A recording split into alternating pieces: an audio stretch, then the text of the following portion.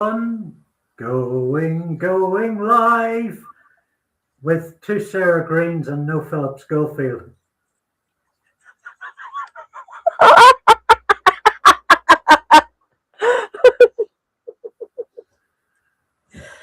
Flashbacks to my childhood. Holy fuck. Let's see.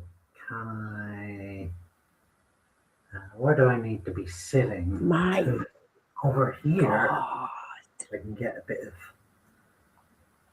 messages on screen. They're never big enough. They're never big enough. How do I up the size? They should be in your settings, I would assume. Yeah, for Restream, large is never big enough. You always have to set them to custom.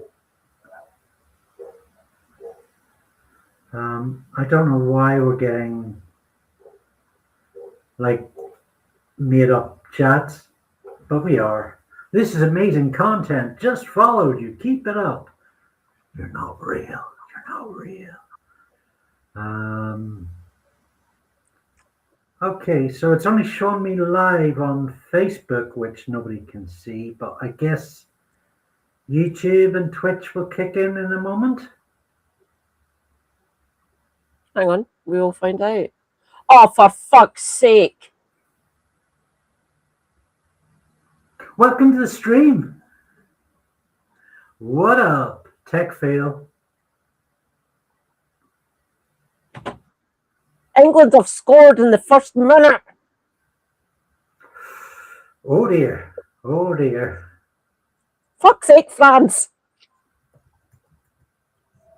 Sorry, English fans.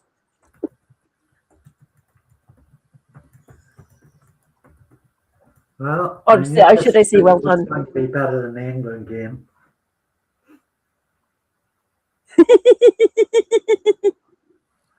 Good point. Let's see. I see your YouTube online.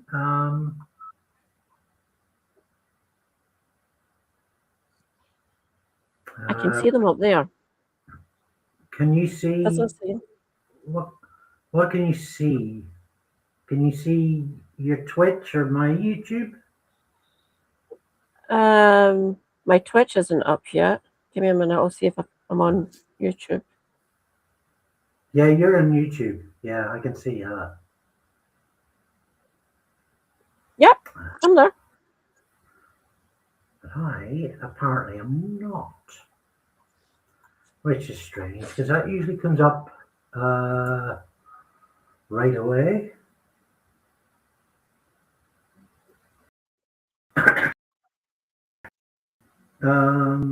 Oh, well, YouTube appears to be showing me live. That's just, yep, live on YouTube.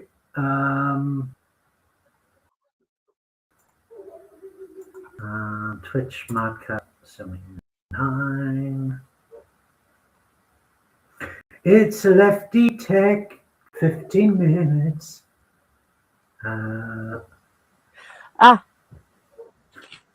Your Twitch hasn't connected yet.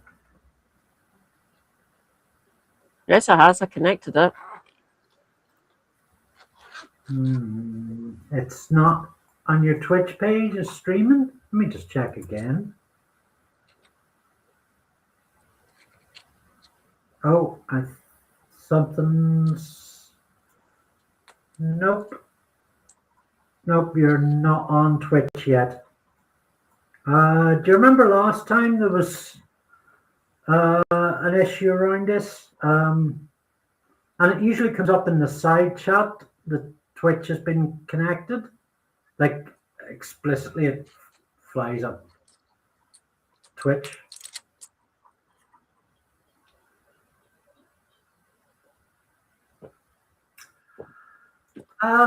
Yes, welcome to the stream.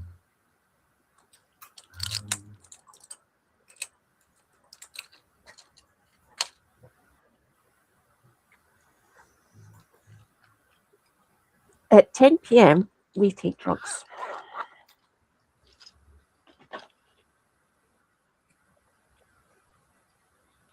Ooh, okay. I decided I would launch my Twitch tonight with this, and it comes up stream field, title includes banned words. I wonder, is that because Kapp Putsch? Give me a minute. I'll go and check mine.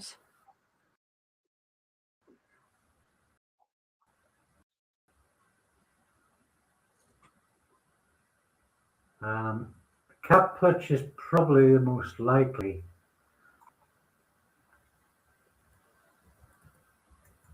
I'm going to change it to German uprising and see if that makes any difference.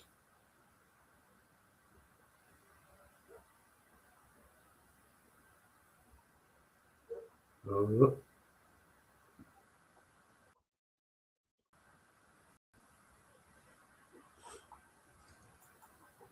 Don't talk about history on Twitch. Anybody who's in the chat. Yeah.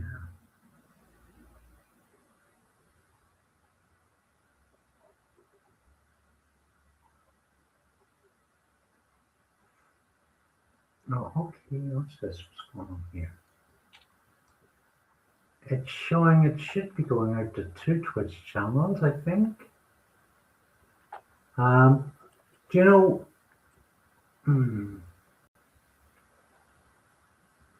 Right, I'm going to turn mine off, my Twitch.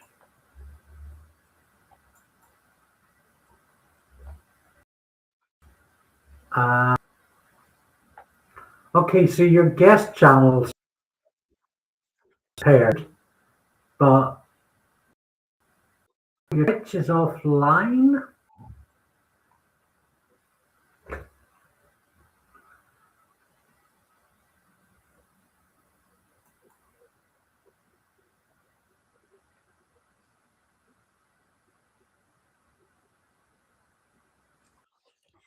There we go. There is. It was his surname. What's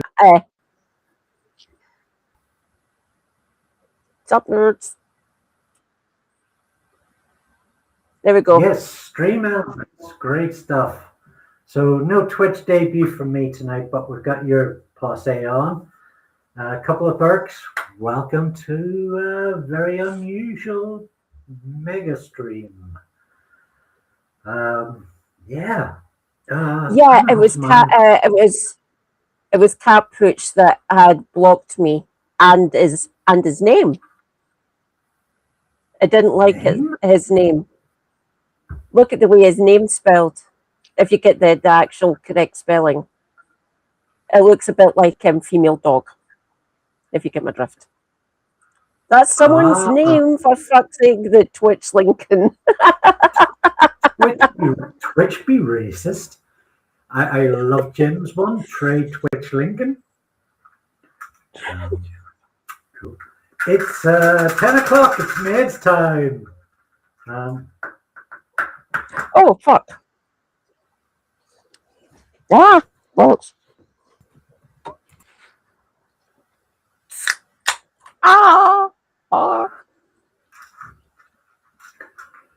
So, we'll take your meds if you've got them. Smoke them.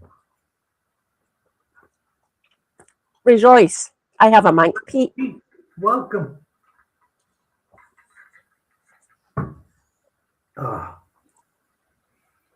Is it still the hottest game in town?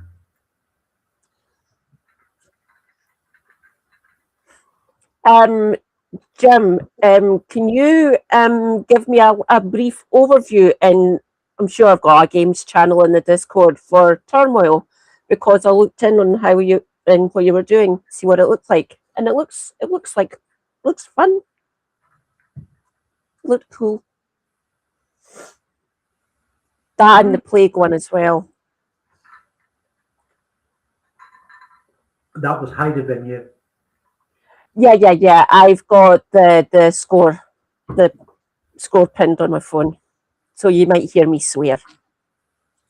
And you'll hear me exclaim over this individual that we're covering tonight. In tonight's stream, we're going to smash both England and France. And a couple of other countries as well, oddly enough. This guy has so many identities, it'll be like 16 whatever England or France scores.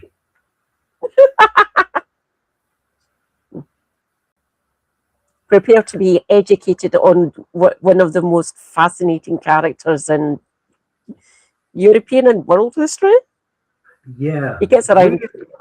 Do a 2-week stream. We're going to do the first half tonight, second half next week.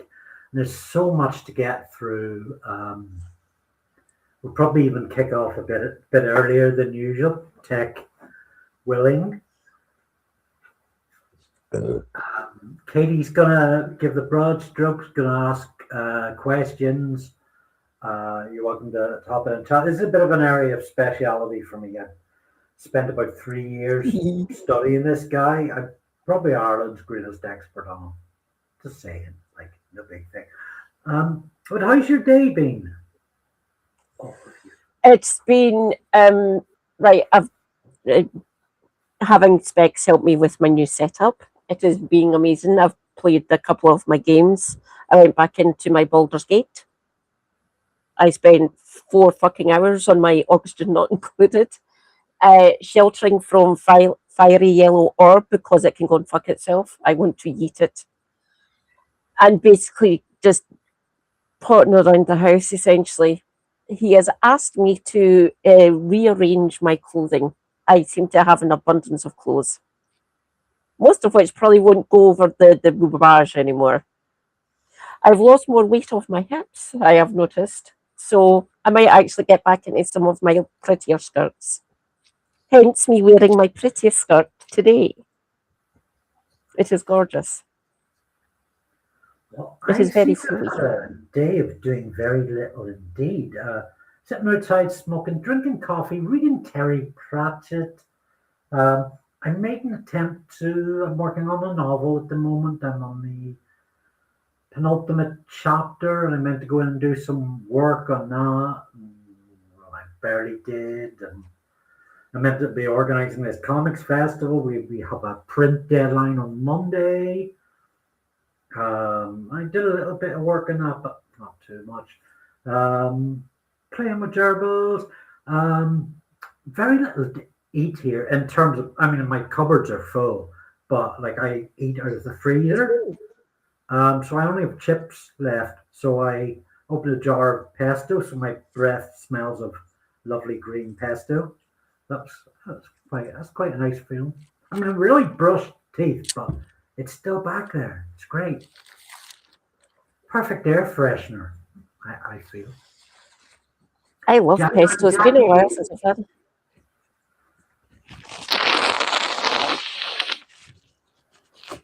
All the sounds on a Saturday night. Brought to you by Tina.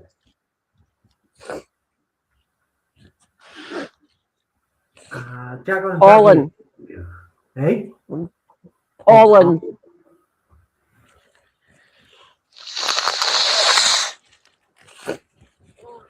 I've already had to use my eye drop 4 times. The YouTuber's fear of the pollen kind. Hello, Jacqueline. Go away. Annoy me. I have got a bit. I'm showing Katie. Look at this. This is my notes for tonight's stream. There's more actually. Is that? Oh shit! There's more. But I think it's only probably. It's probably only about. Oh well, there's the script. There's the. Was this a screenplay I made? Yeah. I wrote a screenplay. Wow. I made notes in thumbnail, but like a decade ago. So I'm hoping I can read some of those. Yeah. That's why God, in His infinite wisdom, made sure that typewriters and computers were developed. Because apparently my handwriting is god awful. Blame my primary one teacher for that one. She used to take a ruler to my left hand. I think I have here, there's Trebitsch Lincoln at a typewriter. There he's there. Around 1920. Do you know what? I don't actually have written down. Oh, I do have written down. He was born in 1879. That's good because that's a thing to remember. Yeah, so loads of pictures and stuff, and images, and yeah. So it's good. How's everybody in chat doing today?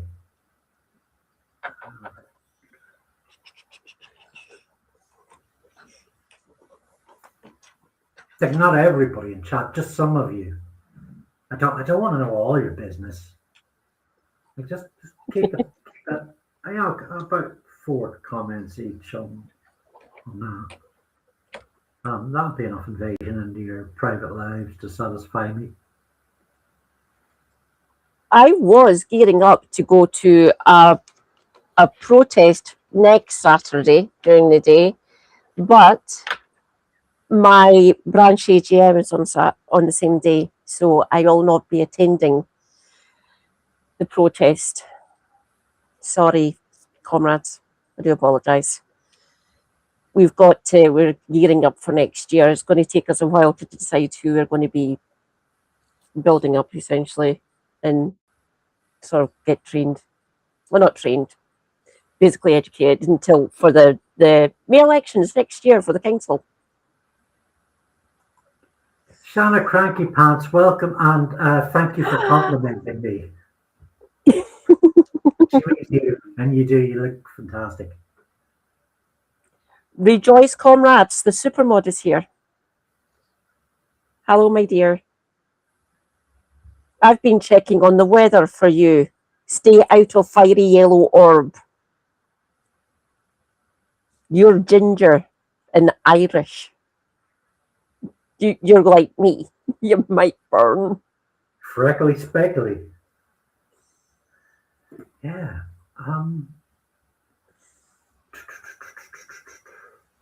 I probably need to make sure I've got some folders open. Yeah. Yeah, 3 days of rain, at least that's something. Do you know what?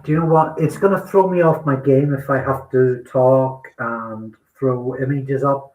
So if you want to see some stuff, Katie and chat, please give me a prompt on throwing up images. Maybe some of the stuff will occur to me as we go through. We're not going to do like a share of any of the other Trebitch videos that are online. Maybe next week or as a recap. There's some good stuff, some good shorts. Yeah. The problem is that because we're stretching this over 6 hours, we're not really stretching, squeezing it into 6 hours, that it might not work for somebody who's squeezed into a 4-minute video. Yeah, I mean, very ambitious of them trying to get this guy down in less than 5 minutes. Yeah, not possible. So there's some good stuff out there. Do you want to give us an overview, Kitty, or? Oh yes.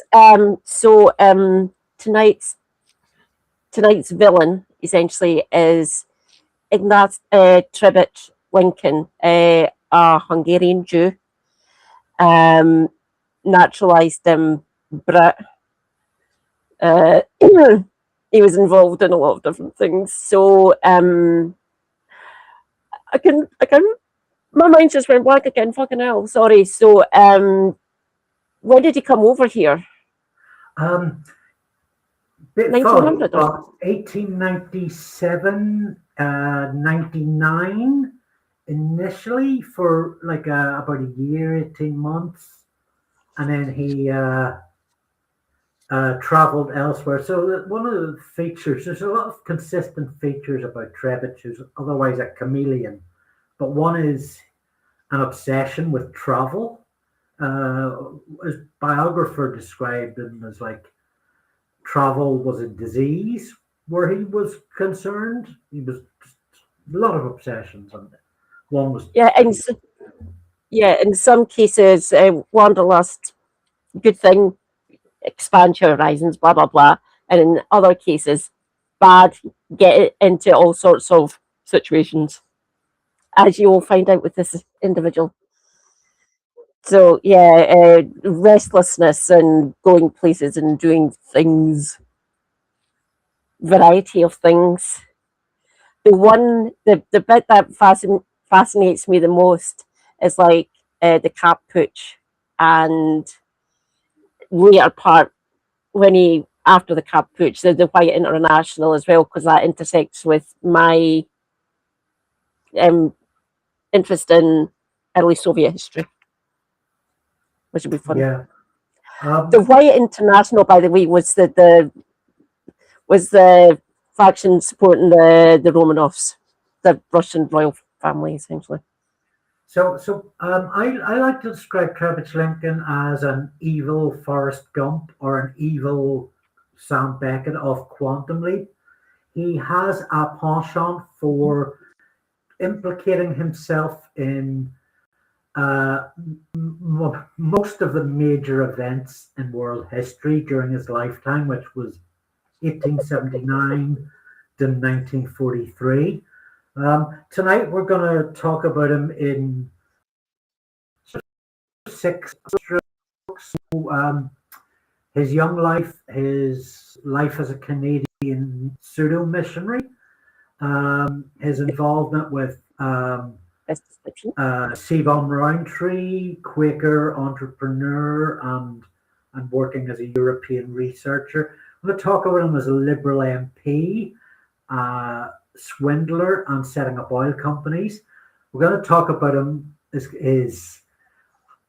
being famous as an international spy, something no spy wants to be, but he embraced it. And then we're going to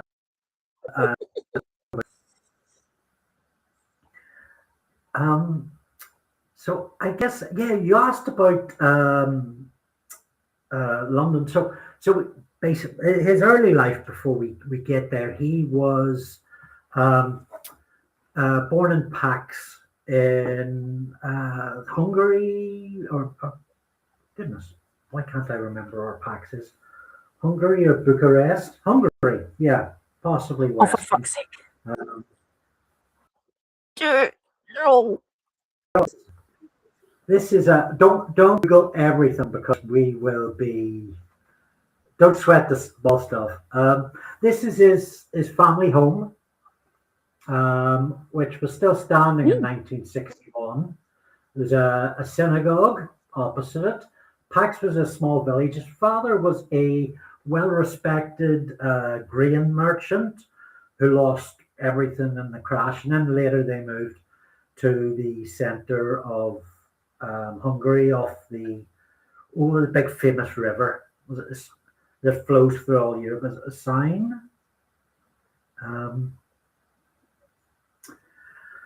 And yeah, so he moved to Budapest. The family moved to Budapest. His mother was a very distant relation of the Rothschilds. However, the whole Trebitch family was like very poor. So like the Rothschilds connection isn't really that important unless you're going into the conspiracy theories, of which there are a lot. He was the second of like 6 or 7 children, most of them boys or all of them.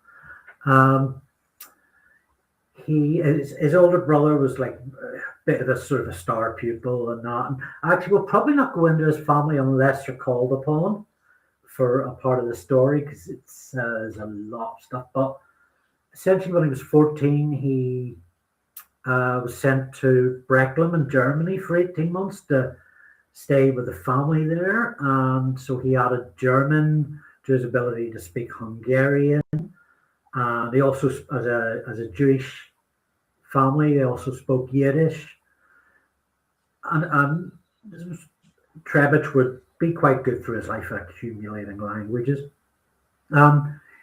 He enrolled in the Budapest Royal Academy for Drama and Art, where he would have learned a lot of the tricks of performance and grifting, sort of the exuberance and impetuousness that he had through his life. And he was also a bit of a thief. He was indeed. Watches, particularly, he liked to steal watches. And yeah, these were disappearing all over town. So, I mean, the first in his early life, the first big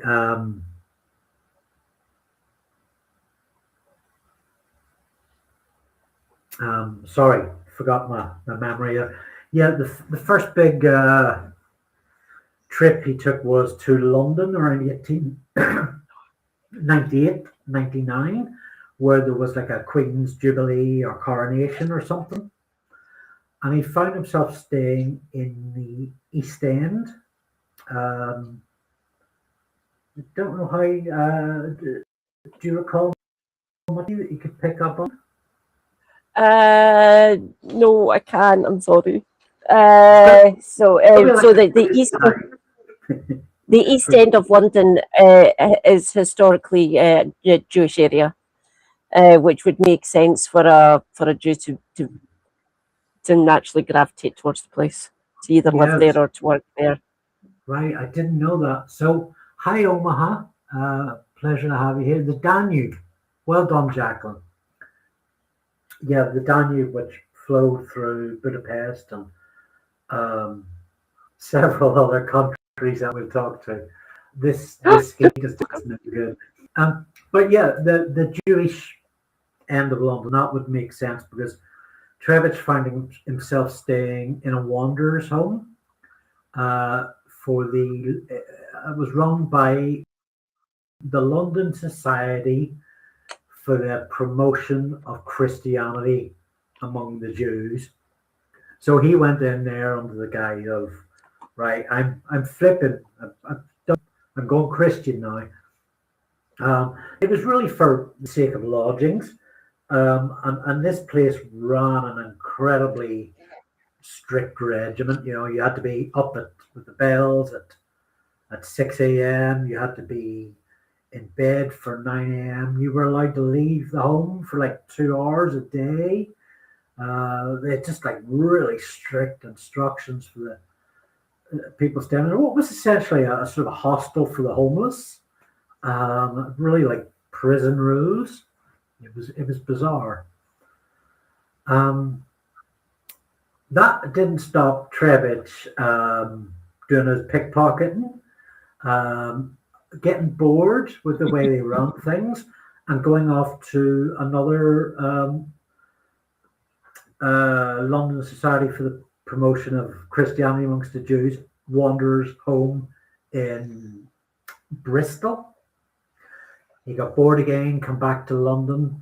In a great way for he was a con artist, you know, so he had the kind of the charisma, the ability to talk to people and gain their trust, to flatter them,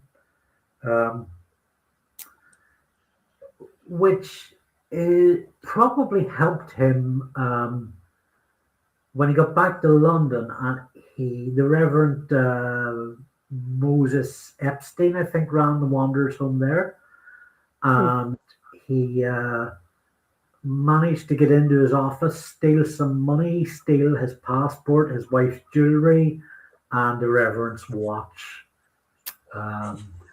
before popping back to Budapest. Naughty. His next little jaunt was, preceded by more watches going missing in Budapest, the police putting out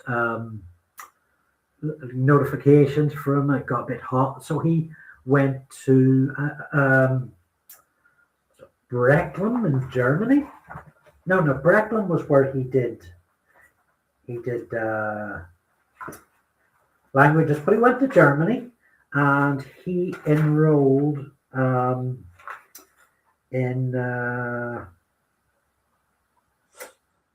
He went to Hamburg and he went to a mission house there, the Jerusalem Home of Irish Presbyterian Mission, which was presided over by a Hungarian Jew called Reverend Frank, and he spent some months there studying for conversion to Christianity. He also met Margaret Kaylor. So Margaret Kaylor was his wife, would become his wife.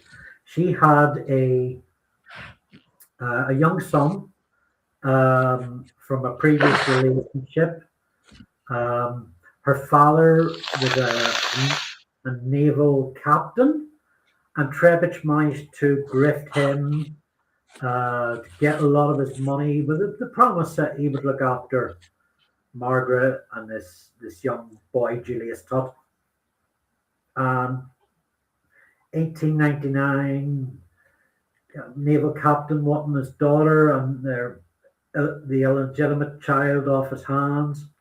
Just thought, yeah, let him go to it. And Margaret wasn't a particularly smart woman, but she was absolutely devoted to him. And all through his life, he was having affairs left, right, and centre, but she didn't seem to be bothered by that. Oh. Hi, Reza. Yes, he was the MP for Darlington, and we're going to get to that. Yeah, strange story all the way through. I'll ask you closer to when we get to there. Something connected that we've covered before, or will I do it now if you want? If it's easier. We can get there. Well, what's easier for you? I'll ask now, so that. Do you think him being a Liberal MP might have played a part in the death of the Liberal Party? It came into my mind when I was watching the video earlier on. It can't have helped. It can't have helped. Yeah, it couldn't have helped, no. And now Darlington is best known for being the source of those annoying TB licensing letters.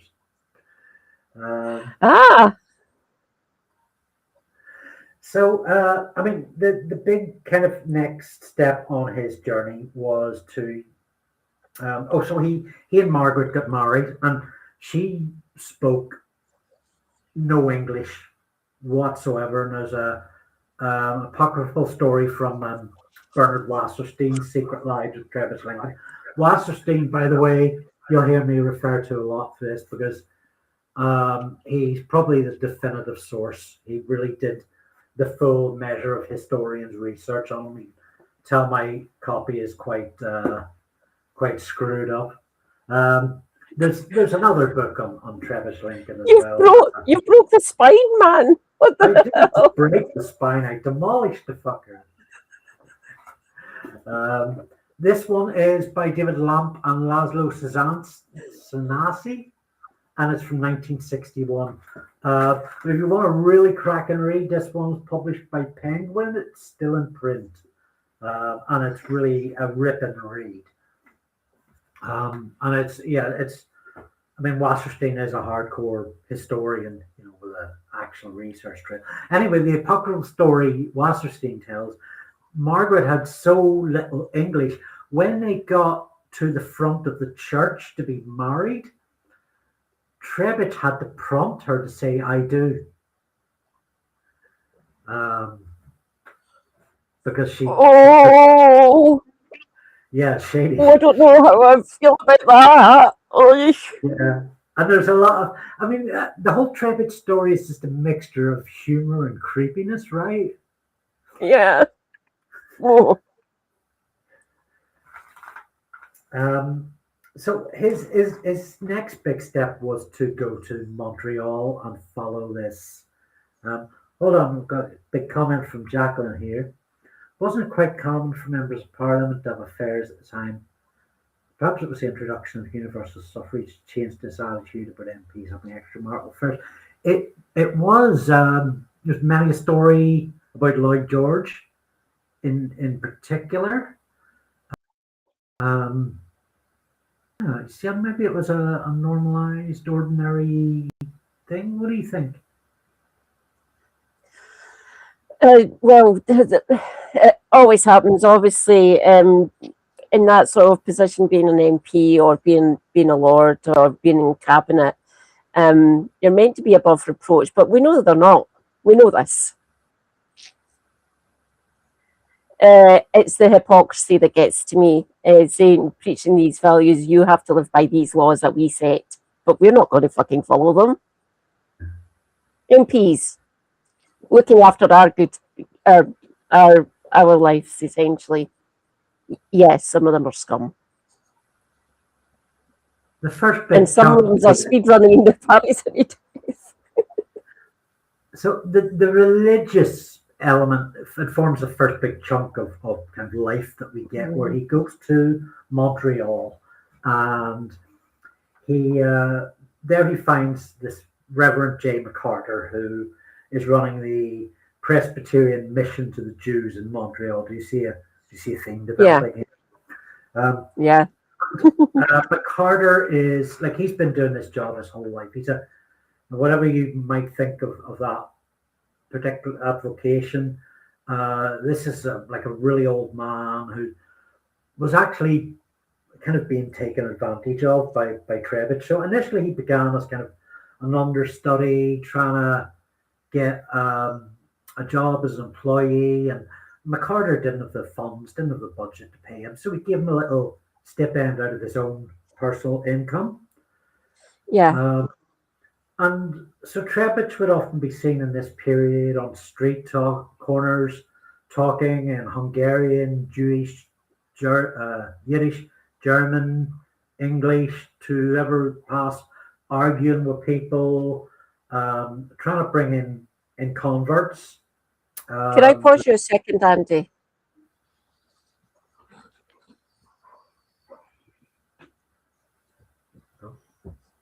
Oh, no. Oh, fuck. Oh, no.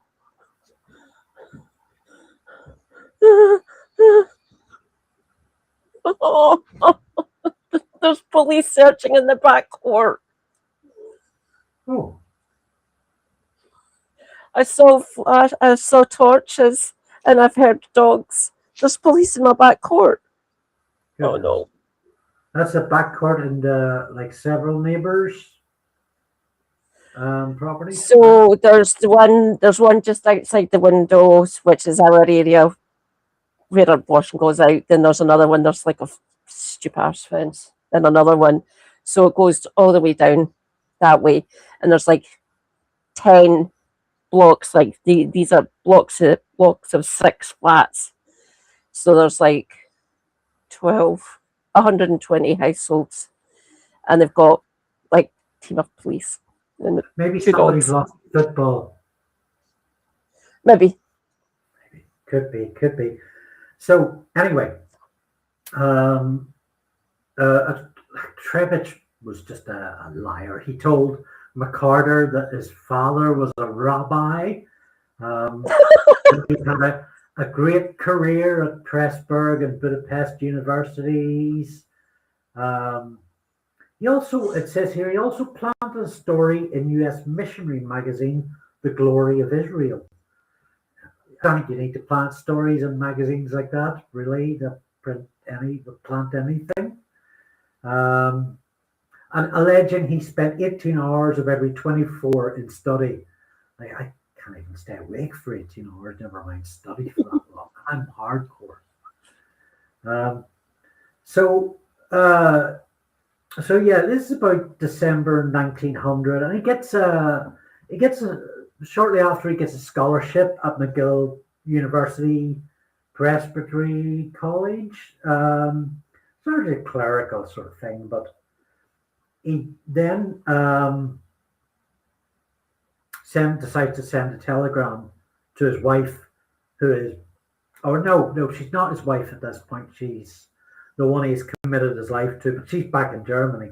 So that's when she travels to Montreal to join him, and he gets married to her. He's paid $400 that year,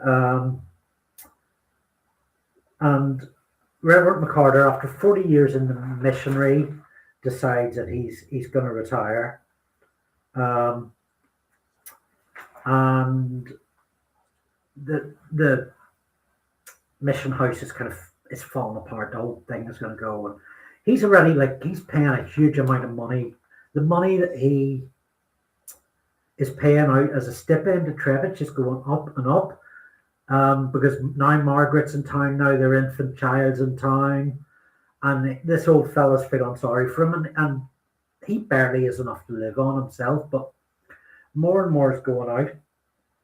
And Trebitch thinking the Presbyterian mission aren't going to retain his services. He calls in his old contacts at the London Society for the Promotion of Jews Against Christianity. So, to try and summarize, you've got two organizations for the promotion of Jews against Christianity: the London Society and the Presbyterians. And he calls the London Society over to Montreal, sets up meetings with them. They send a whole delegation there to take over MacArthur's old thing. Meanwhile, he's also going into talks with MacArthur's bosses at the presbytery and trying to pitch them to keep them on, selling all the stories about Margaret and his infant son. Tells him he has prayed to God every night to clear away difficulties. He studied hard, that God has sent him signs that this is his work. So, thou shalt not bear false witness. He's essentially lying there. Yeah, and what's interesting? I'm atheist, everyone, by the way. He has both these delegations, kind of upping their offers to him. It's like a bidding war.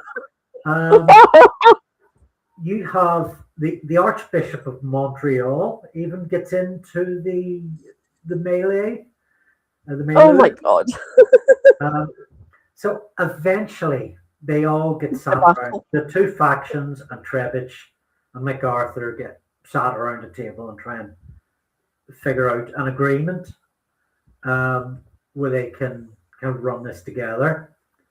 I'm trying to remember if they actually do, or if Trebitch burns one party or another. But you know who does get burned is MacArthur, because whatever pension he had coming is kind of reduced and siphoned off into relaunching the mission house and paying Trebitch a salary.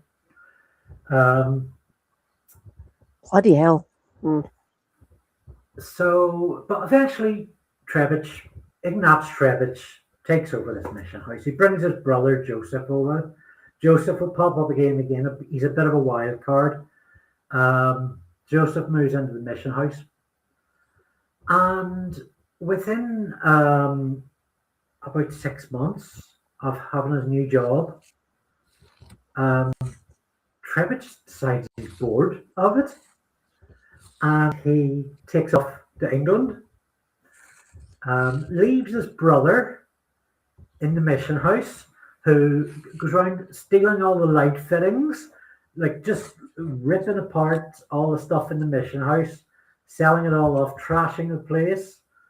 I think he's also possibly left his wife and stepson there as well. So that did not end well.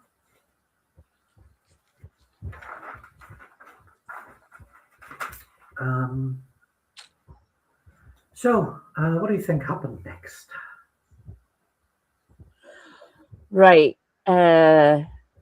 Montreal He comes back here, doesn't he? He comes back over to Britain. Oh my God, he runs for Parliament. Not yet. We're not there yet. So he Not there arrives yet. in Appledore in Kent. Oh, Kent. He gets to, yeah. So we sleepy parish village, right? Now I don't know if he makes a direct route for that, probably not. But essentially, he carries on the religious angle. Probably big ups all his accomplishments in Montreal and Bucharest, Budapest. He enters for the reverence exams. He fails. He doesn't get them, but he is given like a temporary placement in Appledore Parish while he resits these exams, and he becomes their reverend. So Reverend Ignacz Trebitsch. And here's a photo of him with his dog collar. Oh, it's the so larger one. He is about he's about 24, 25 at this point, which is quite young for a preacher man, really, I suppose. Yeah. So like he got a minute.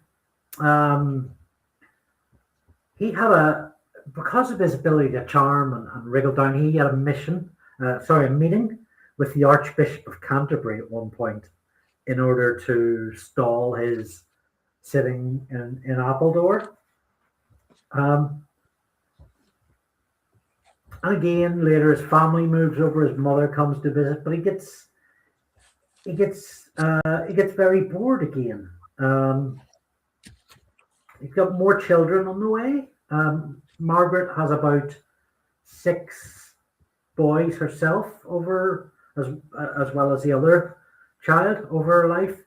And I mean, if I remember rightly, Trebitch's interest in being the curate at Appledore, like he sticks out for a couple of years and he just gets bored, because he gets bored very easily. And he likes arguing with people and laying down the law and such like. So, like any calm man, he's out looking for his next mark, and he starts riding the trains between Kent and London. And this is where he finds Seabohm Rowntree. So for those of us in the UK, we know the Rowntree name as one of the major confectionery brands still. And Rowntree was of that family. Seabohm Rowntree has kind of my sympathy the most out of all Trebitch's marks. Despite being quite a rich man, he was like a philanthropist, an entrepreneur. He is most famous for coming up with the 1900 book and study on poverty, which gave us the poverty line, and it still appears in sociology textbooks. It set down. It was understood by the Liberal government of the day, and formed the basis or starting point for a lot of their social welfare of 1910, yeah. Which in turn was pensions, the better social funding, blah blah blah. Yeah. So yeah, he was basically a major liberal back in the day. And yes, countries. Yeah, he seems to be by all accounts a good guy. He was a Quaker, kind of well known mostly for their fairly decent people, being fairly charitable. So Trebitch managed to slime his way into Rowntree's good books and got a job with him. Rowntree was preparing his sort of sequel to the poverty study, which was about land holdings in Europe. So Trebitch volunteered his services as a sort of like a land surveyor. Basically, he traveled all around Europe. It's really cute. taking account of who, big land holdings, which were owned by individuals, by corporations, by governments. And essentially, he did so on kind of like a blank checkbook. Oh. Do you remember much about this time, Katie? A little bit. So, oh God, yeah.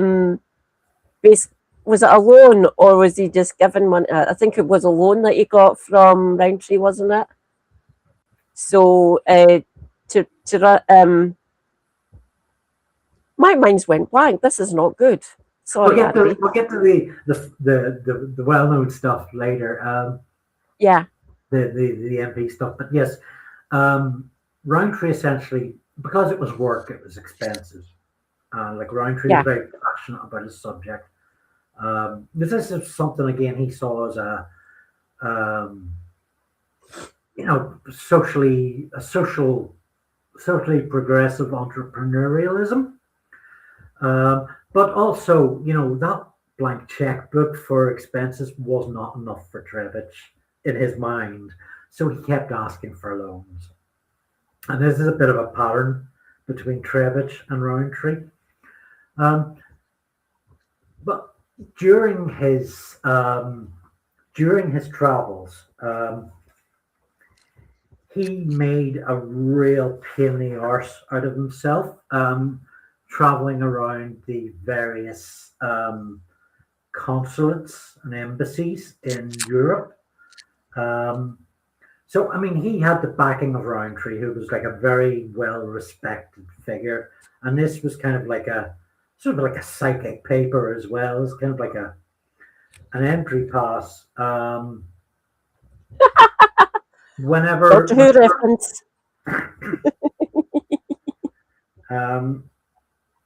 he called at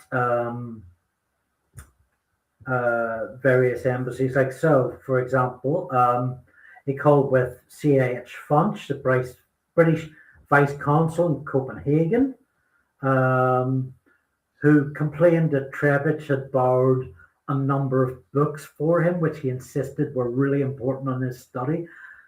Despite Funch saying there was only one copy of these books and they had to be returned, and he never did return them. He offered to type the whole thing out for Funch. That never appeared. He'd send him the money to get another copy. That never appeared.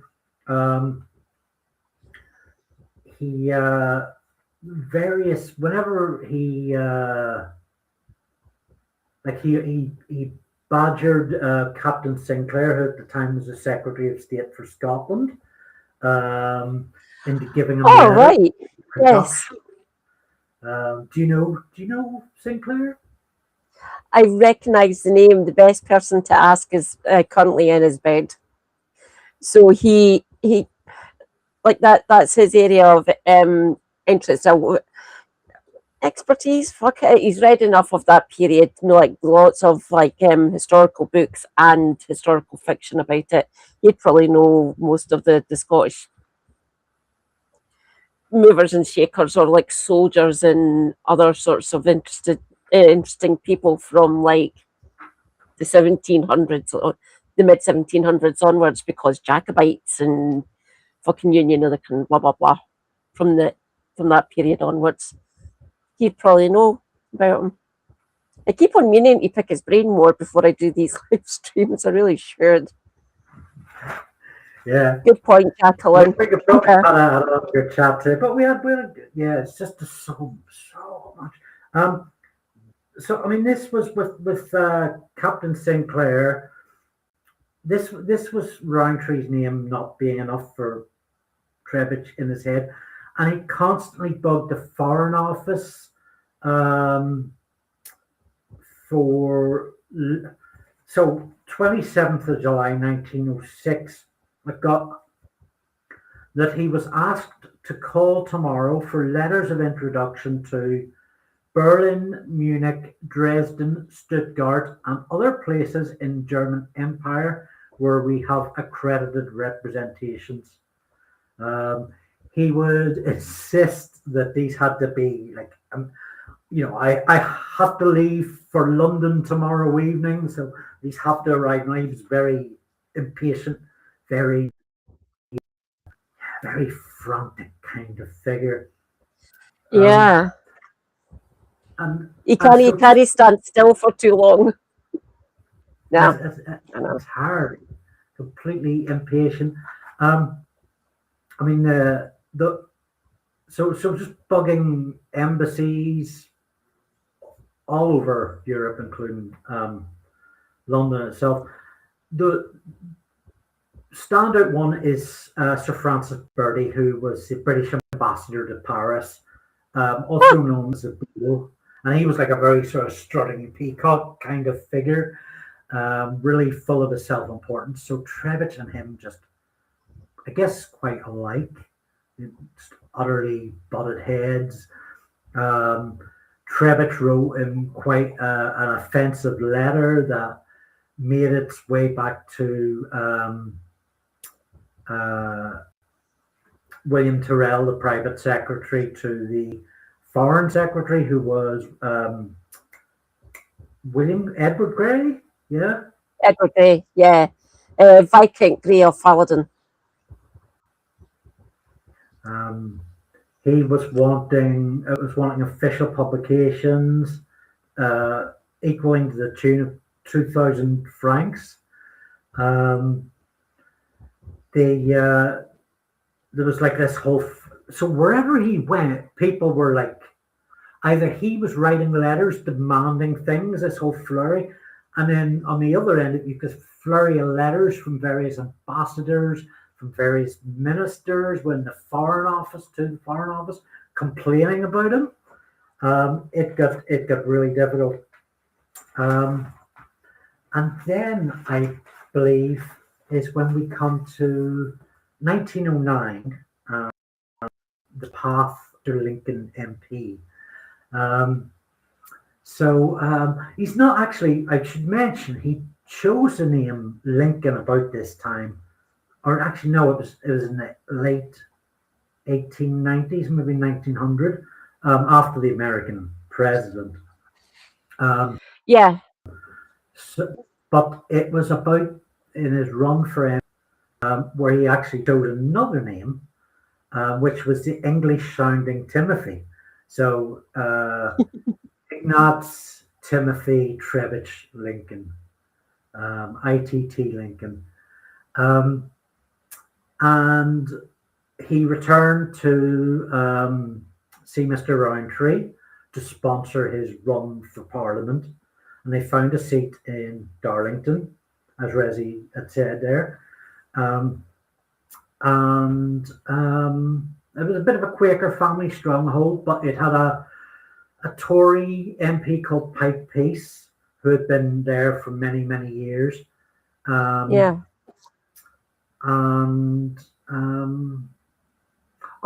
Trebitch wasn't actually a naturalized British citizen at this point. So he wasn't. Those papers came in I'm not sure, like a ridiculously, say within 6 months before the election. It was like really, really a short time. Yeah, the election was actually the election was January 1910, I think. And his papers came in May 1909. A month after he was adopted as a candidate for Darlington. And of course, he was set upon for like being under the employ of Rowntree, the cocoa magnate, as Rowntree was called. I guess that's the thing with having loads of money. No matter how much you do, you can't really shrug that off unless you give all your money away. Jacqueline writes, the stream keeps freezing. Not sure if the issue is on my end or yours. We're having no problems here. If anybody else would like to weigh in and give us an alibi, I'm going to take a quick pee break. So I'll leave you a moment. I'll be right back. Thank you. I can't remember if that was you earlier, Supermod, Shanna, darling. It's not a mimic. It's the luggage. But we believe he was inspired by mimics. The Monster Manual didn't exist then. So yeah, it's the luggage. For more than that, read the first 2 books in the Discworld series. They are Rincewind books. The Colour of Magic and the Light Fantastic. Andy gave me a nice little giggle earlier on before we went live. He is currently reading Going Postal, which the main protagonist is called Moist von Lipwig, and he noticed that he is similar to this chameleon we are discussing tonight, and I am staying stum because that is one of my favourite books. I'm not going to give anything away. I want Andy to find out everything about Moist. I'm only 40 pages in. Yeah. Yeah. I'm enjoying it. Very interesting. What is veterinary? No idea. But hey, he's a deep one, veterinary. Yeah. What is he ever up to? Watching. So, Reza, is this? I'm just highlighting your comment because I think you're referring to Trebitch here. I hadn't heard that, but I'm picking up you have done a bit of Trebitch research yourself. So, yeah. He was mocked, of course, for his accent in the press, in the political circles. My side of Gobi. There's things, but you might notice me going like that and saying fuck off and shit like that because so the early form of some of the critters you see roaming around your house, usually around your skirting boards, when they first appear, they have vestigial wings and they fly around finding the best places to land and eat or land on food, blah, blah, blah, blah. So I'm swatting at them. That's why our spray doesn't fucking work in them because it's the wrong type, the wrong formula. So I'll just go like that every so often and kind of swear under my breath. Even as he was doing this, we still got the land thing hanging over him. And I think this one's quite interesting. British consul Esme Hard in Budapest wrote to the Foreign Office complaining, "Who have you sent me? Is he quite serious?" I think this story is so full of great quotes like that. So he moved into Parkview in Darlington. I'm not sure it's called that anymore, even if the house is still there. He moved the whole family over. I honestly lose track of where he abandons his family, because he wouldn't have been running around Europe with him. No. Probably met times. He's over in Belgrade proposing the opening of an Anglo-Serbian bank with a capital of 40,000. And the minister tells the Foreign Office it's not happening, but the Serbian government are prepared to accord him all the facilities needed. But essentially, so he's running for MP in Darlington, and he's waving about all these letters of introduction that he's gained from being Roundtree's land surveyor.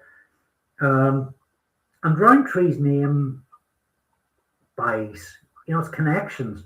So he gets in. It does have power behind it, yeah. it does have power behind it, obviously, because the great man of the period, essentially. Country. So I think it was Herbert Samuel who was interested in him, joined him on the hustings.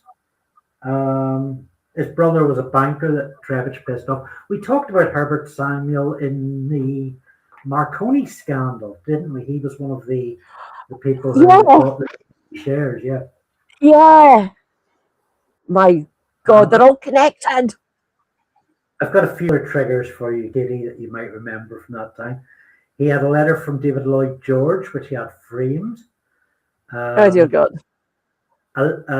Winston Churchill sends support, wishing him success in the fine fight you're making for free trade, land reform, and popular government.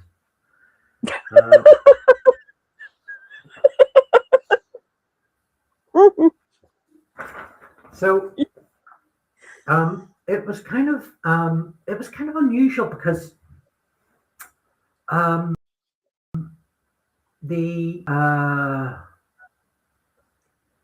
so Pike Pace Satori had held this seat for like absolutely ages, and the Liberals.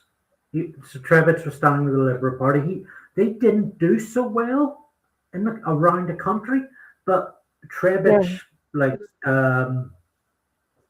he got he had a narrow majority,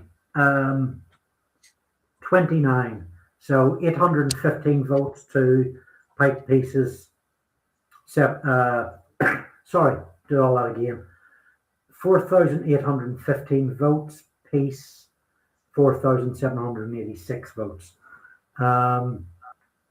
That said, he went out that night on a triumphal procession around the neighbouring towns of Stockton and Thirsk, where there were some various riots. There was anti-Semitism. They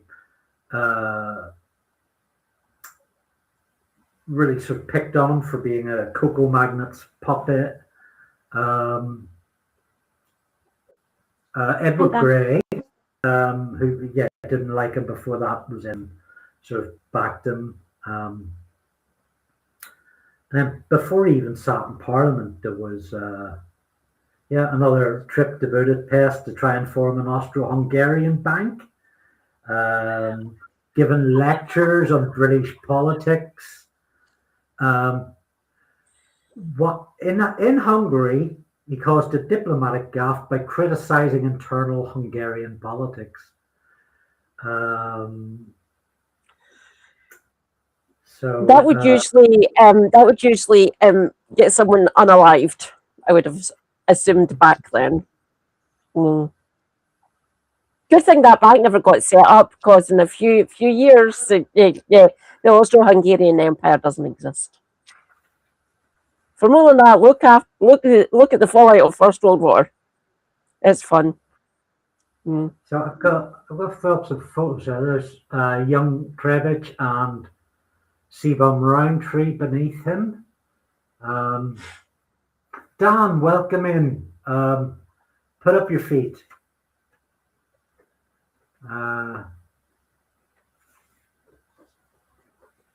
There's a Pike Peace election poster.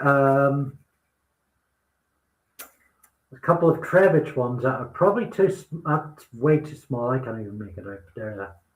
Put it there, Lincoln. Yeah. And look how small Pace's name is. Not. Don't want to accidentally advertise it. I got to get a second copy of this if I'm to go through this again. Oh, hold on. I can do this one in big blue. This is him about the time he was an MP. So, like, just compare that a moment to him as a curate.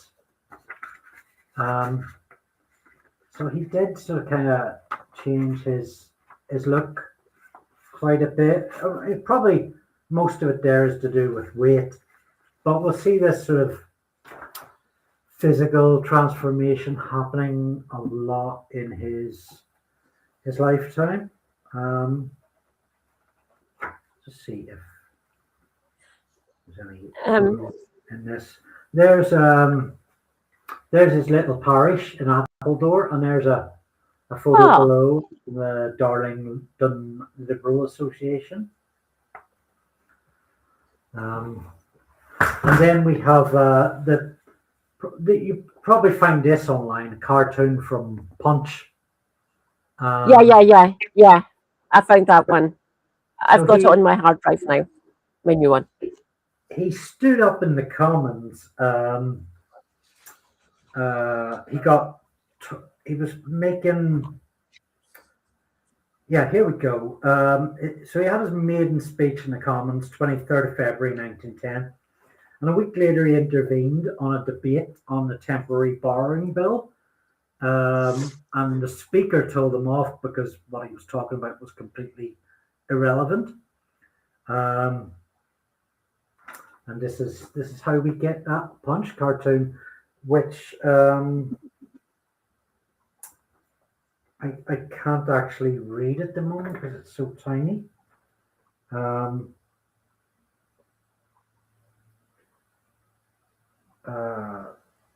No, I need a magnifying glass. But it's we will do this and we will do that and other stuff. I shall return. Cool. I'm still here. I'm gonna, I'll talk on a bit, but a bit slower, and just kind of pace myself a bit. So we get him. I mean, he doesn't really do an awful lot as an MP. He maybe speaks in the Commons, like probably at about a Nigel Farage pace of 3 or 4 times during the year. That's probably more than Nigel Farage. Now I come to think about it.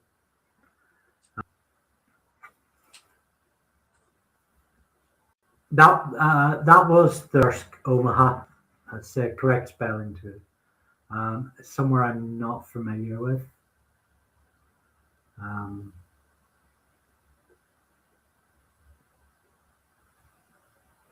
Yeah, oh God, I'd love a smoke tonight. I'd love a roll up if I get a chance. I'm pretty sure Reza is talking about the mimic of the Geordie Northeast accent to play in, or is that Luke Akehurst?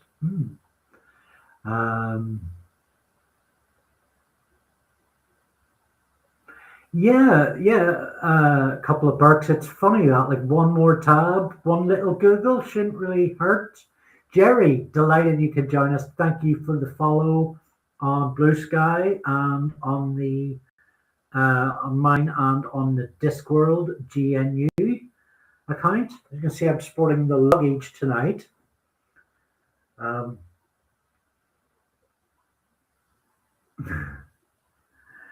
Send them all to Mars forever. Yes, indeedy.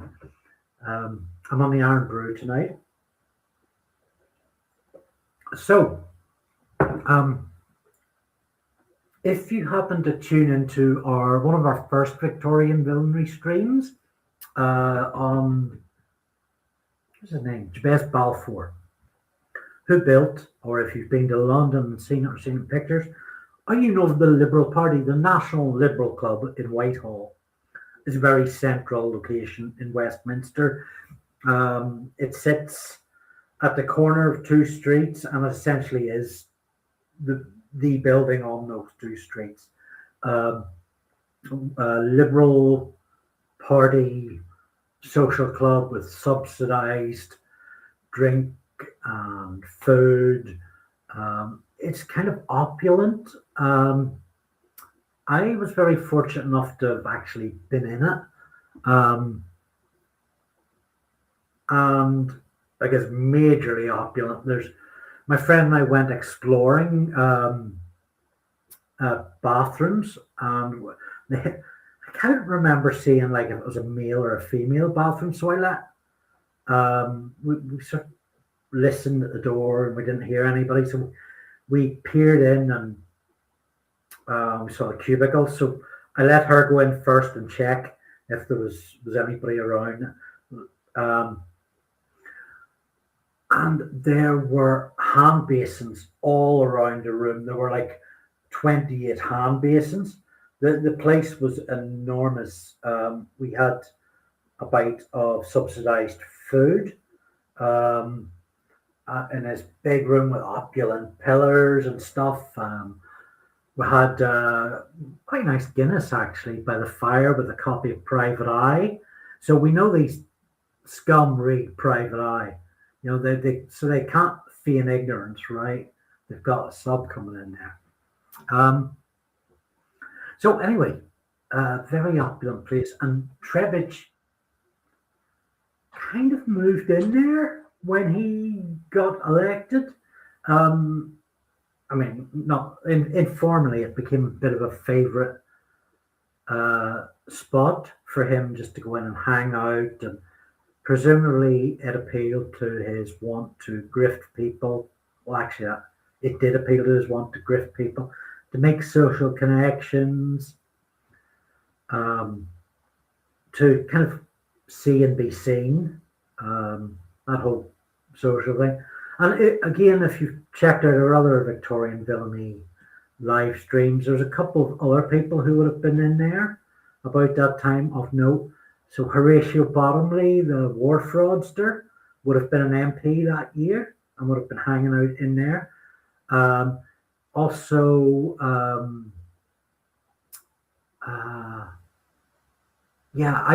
wonder if Monty Gregory, Monty Gregory possibly would have been in there. So at the time, Monty was running Lloyd George's spin doctor, responsible for honours brokerage. So at the time, Monty was running a Puff magazine called Town and Topics, where he would take money from MPs to write wonderful things about them, to commission cartoonists to do caricatures about them, just generally give them a spin job, which sounds quite dirty and probably was. So he would have got in there and he would have been making connections and touting for business, just like Trebitch Lincoln. Yeah. Well, take it easy on my voice. Katie should be back soon.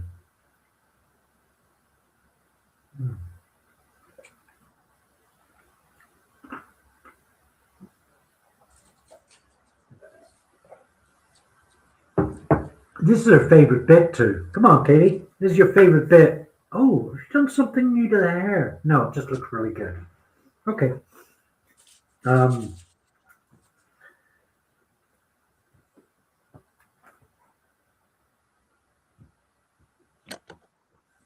So around this time, you've got the Austrian government even get in touch with Sir Edward Grey and talk about Trebitch's background as a petty watch thief, which probably stirs up a few rumours in the National Liberal Club. I was just talking to people how he was kind of hanging out in the Liberal Club. Yeah, I was listening.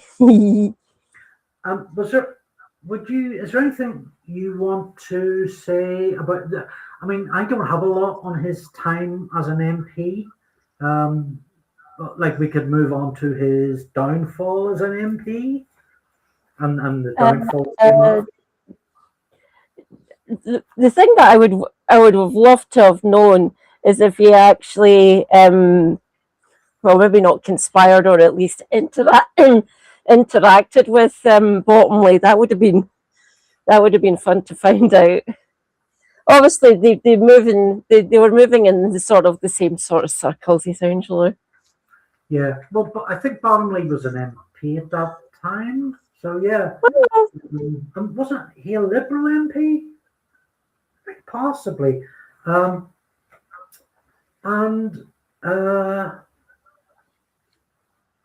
Yeah, so, you know, if the National Liberal Club can let like a working class waster like me in, they'll certainly have let in a sucker like Bottomley or Mondy.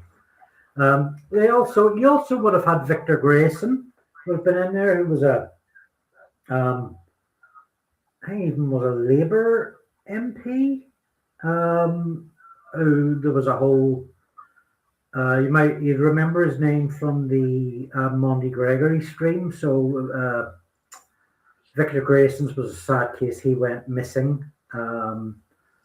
presumed murdered, and Presumed dead. Yes. links to Monty. Now, I mean, it was just also like a complete disappearance. So he might have just went off somewhere for quiet life. It might have been unconnected to Monty Gregory.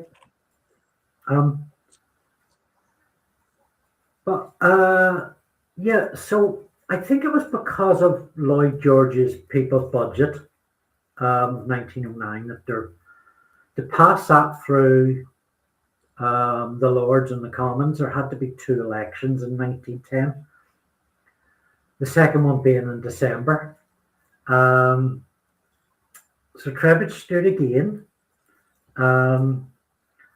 And about a week before, and Pike Peace stood opposite him. And presumably he was still touting the whole, like, he got up to some, do you remember the stuff about dogs? Katie? It's ringing a bell, but I can't quite place it. He told people that if the Tories got elected in Darlington, they would have the people of Darlington eating dogs. Oh yeah. I wonder if that's where Trump got it from. Gonna see him, yeah. This basically that's it was considered anti-Semitic slander, apparently. Well, I guess he turned that around. There's all sorts of mounting pressures because he's borrowing money from everybody in the Liberal Club, and he about a week before so he's standing again against Pike Peace, and about a week before the election, he pulls out. He decides he's not interested, and I think part of that had to be that MPs weren't getting paid in those days, or were only getting paid a minimum income. You couldn't make a living as an MP. It was basically something slightly more than a stipend, essentially. Yeah, that's why the House of Commons and the House of Lords were filled with the rich bastards. It wasn't until, was it after the war or just before it or during it? So they actually get a wage after the Second World War, essentially. That's when that starts to change. They actually get an actual pay for being MPs. Yeah, no, there was mostly, don't get me wrong, there was working class people who got in after the first, but it was slightly more than a stipend, but not as much as they get paid now. It was actually instituted after the war. Read your history, everyone. So yeah, and that's how they get paid over 93,000 now. And they vote for their own pay increases. That was actually put into the legislation back then, that they could decide it themselves. Fun. Yeah, They were getting paid a salary, but not that. I mean, no, they shouldn't have the powers to decide that themselves. But I guess sorry, I should have said there's an independent pay group that decides the pay, but the vast majority of it is that's set on it. Guess what? MPs and a couple of lords. You get 360 quid a day for going in. Second election of 1910, Trebitch pulls out a week before the Liberal Party lose the election. The guy who replaces Trebitch at short notice blames him. Pike Peace is reinstalled and sits at Darlington for a bit longer. A month later, Trebitch, by a month later, Trebitch had a meeting at Station Hotel in York with his creditors because he had now declared himself bankrupt. So I don't know if this means anything off the bat. Paid his creditors compensation for the tune of 5 shillings in the pound. So Seabohm It's not that Roundtree much. was not much, no. No. Roundtree was among them. A financier named John Goldstein would be involved. So, I mean, despite being kicked out of the Commons, Trebitch still kind of hung out in the Liberal Club. He made a few trips. He had another son born a couple of months later. They moved into a new home in Watford, a large house with 14 rooms. And he began to get interested in the oil bubble. So there was a time, the Times carried a special article called "The Virgin Oil Fields of Galicia." Galicia, part of Austria. Yeah. And he also got involved in oil fields and companies controlling them in Romania. And so he courted the press. He got a lot of like well-moneyed figures involved. So I've got this list. A guy called William Sinclair, chairman, Norfolk banker, a member of Lloyd's, Viennese oilman, Prince Rudzi Will, maybe one either the Romanian or Hungarian prince, Prince August Lobkowitz.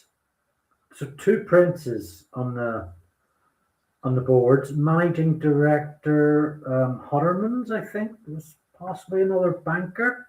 You got his nephew Alex Krauss involved, who was a bit of a recurring figure in Trebitch's schemes. A German in London called Charles Weingart, financier John Goldstein, who will become a bit more prominent. So essentially, you had like a number of interlocking companies managing these oil fields.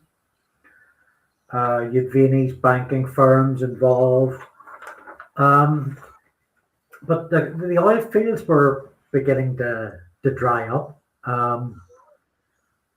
There were various problems with this. With the oil drying up. So Trebitch did the same thing he did with the Montreal mission. He decided to get all these different companies to amalgamate and sit at the same table with him.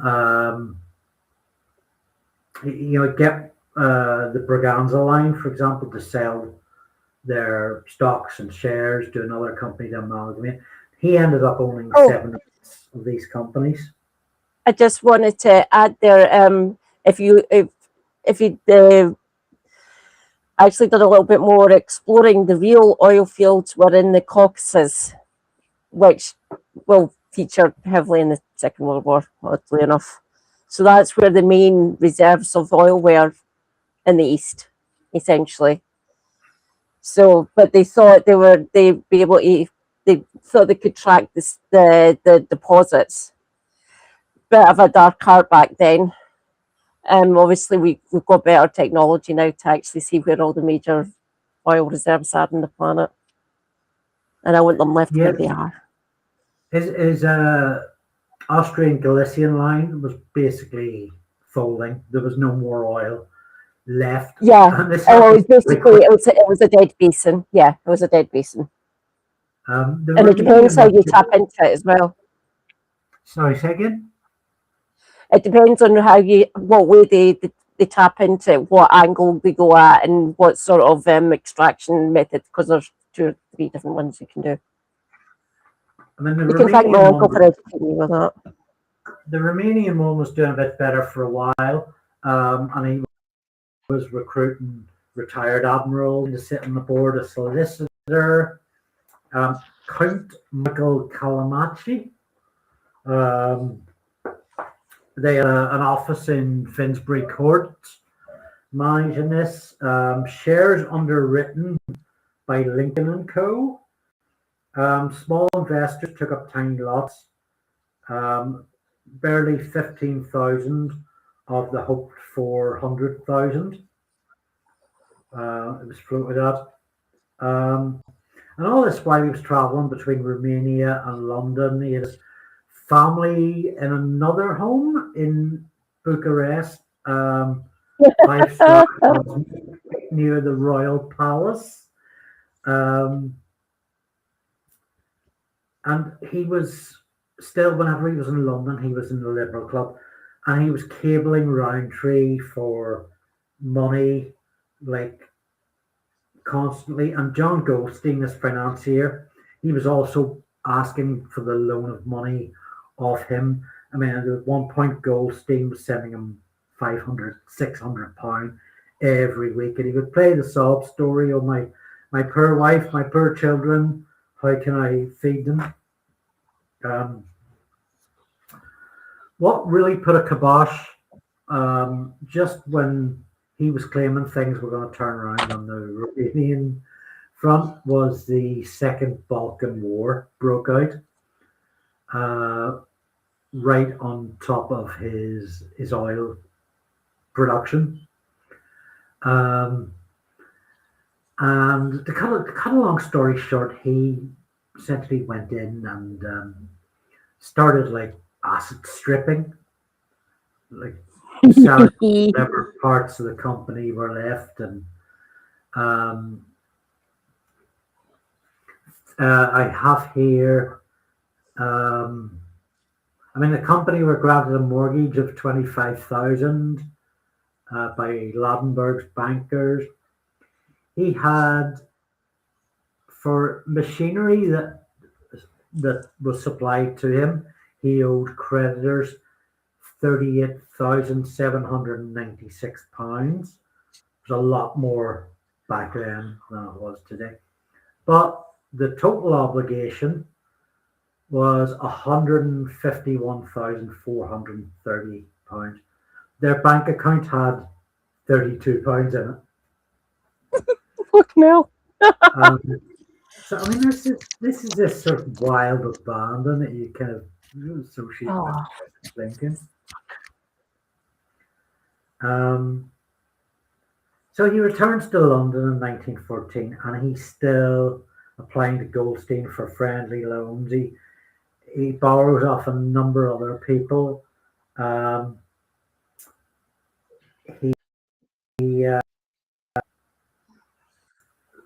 Both Roundtree's asking for like letters of confirmation, asking Goldstein to back the tour at this point, because he's been robbed blind. He's been robbed blind again. By the same token, Goldstein is asking Roundtree for these loans to be underwritten for like guarantor letters. But these letters are going through Trebitch, and then neither Goldstein's letters or Roundtree's letters reach one another. Meanwhile, Trebitch is also sticking his hands in. Can you remember more this Trebitch thing, just to see if I can sneak off to the window for a smoke while we talk? Can you remember more of his adventures in the National Liberal Club? I can't. No, sorry.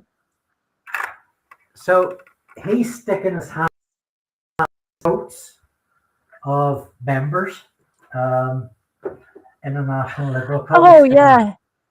Their pockets. He's probably a bit of watch thievery again. He is asking other members for loans if he's not robbing them blind. He's when Goldstein and Roundtree try to reach out each other directly to talk about these loans, Trebitch, the mail comes in through the National Liberal Club. Trebitch goes into their mailboxes, robs the mail, and makes sure they don't see it. And then to compound that, with these stolen letters, he is forging letters between them to tell them, oh, everything's hunky dory.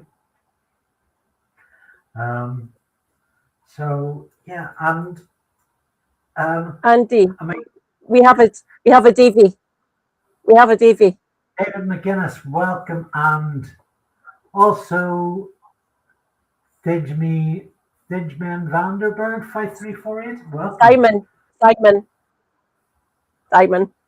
Simon. It's me corrected on pronunciation.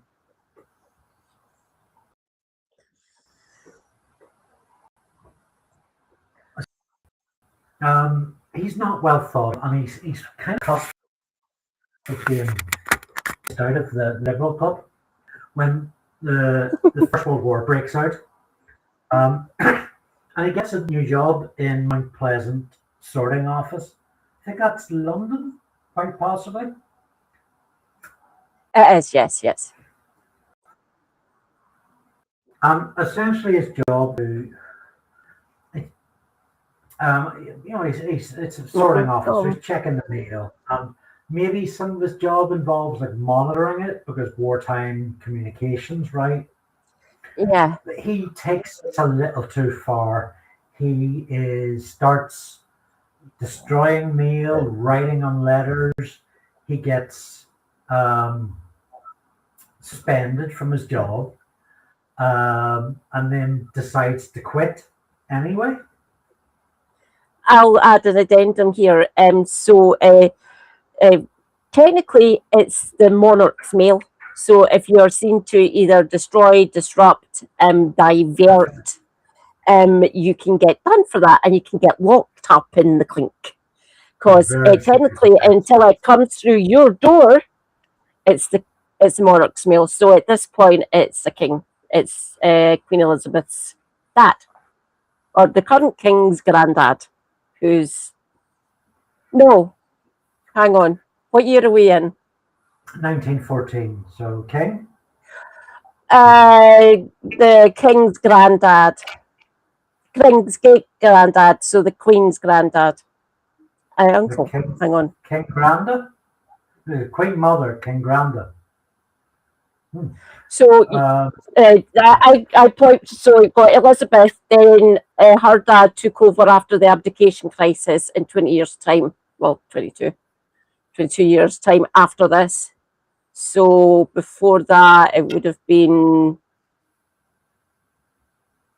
the Queen's granddad. So it would have been Sausage Finger's great granddad at this point in the mid 1910s. Well, monarchy is stupid as fuck. He was very haughty and naughty. He would get easily offended. The slightest aggravation, he would double down on someone. So you could probably say he was going postal. Another Terry Pratchett reference there. We're doing well, yes. Yeah.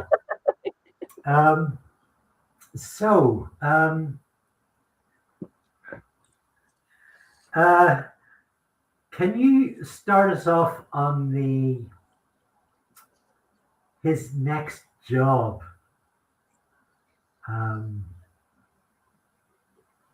Remind me, please. I'm getting closer to the stuff. His next attempt, shall we say? So we're 90. Too early for the Kapp Putsch.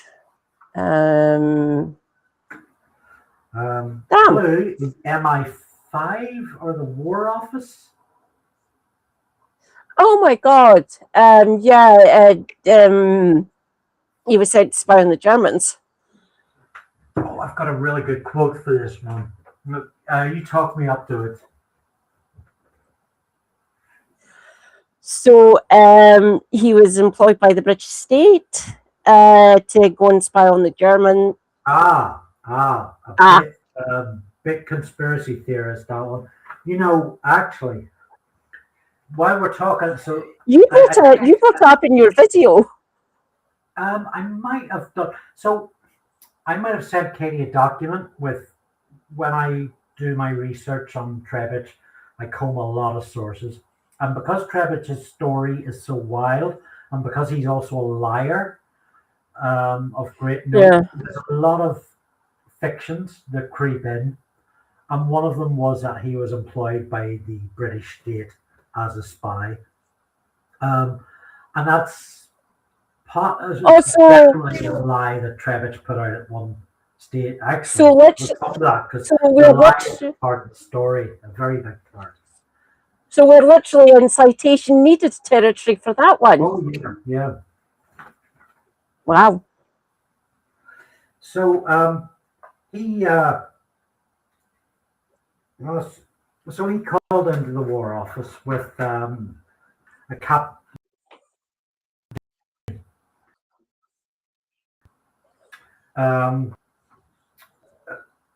Decided he would. Actually, I'm just noticing. John Goldstein, the financier we're talking about,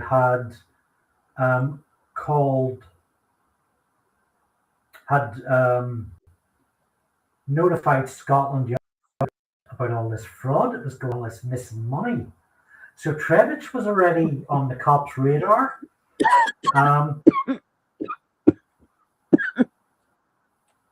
Days after that happened, after Goldstein reported him, he walked into the War Office and decided to audition as a spy. And this is a really good quote from Captain Kenny's document. I love this. He hoped to, so he wanted to spy on the Germans. He hoped to feed them snippets of information about British fleet movements. By this means, he would lure the entire German fleet out into positions in the North Sea, positions he would communicate to the British. As a result, the Royal Navy would lie in wait, ambush, and destroy them. The consequent complete British mastery of the seas would bring about a swift British victory. He would make the most important contribution by satisfying denouement. That's in the War Office files. And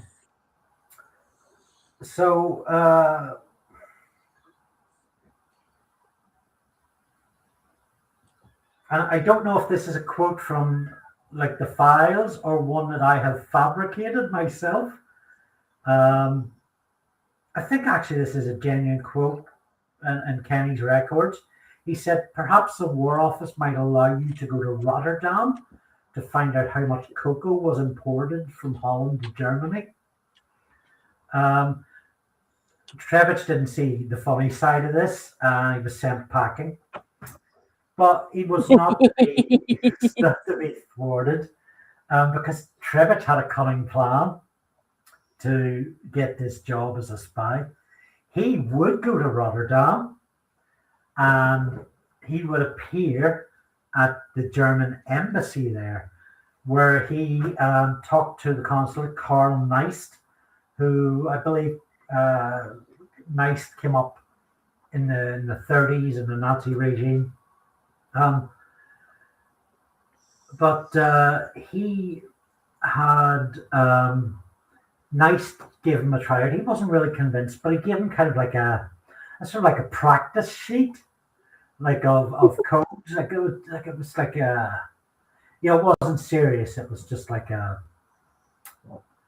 guess a good analogy would be a children's, like, like you've got a kitchen and then you've got a children's plastic kitchen, or something like that. So there was no security. Neist was compromising and giving them this code. And the boat called into London and said he had breaking information. And back to Kenny and said, look, I've got this data. I've got this data. The Germans have trusted me. I'm your double agent already. So Kenny referred the matter to the director of naval intelligence, a guy called Reginald Hall. We've talked about briefly before. Reginald Hall, because he blinked incessantly big sort of balding man with mad blinks. And Hall called Trebitch in for a meeting, and that meeting did not go well. Hall had become aware of Goldstein's report to the cops and Kenny's notes, of course. And he told him he was being watched and he was not to try leaving the country or doing anything foolish because they would scoop him up. So, didn't get the job. Yeah.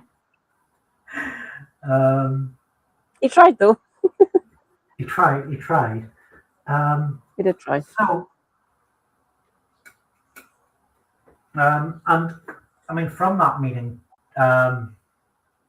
Trebitch often made enemies. No surprise. Mm-hmm. Sometimes those enemies were more.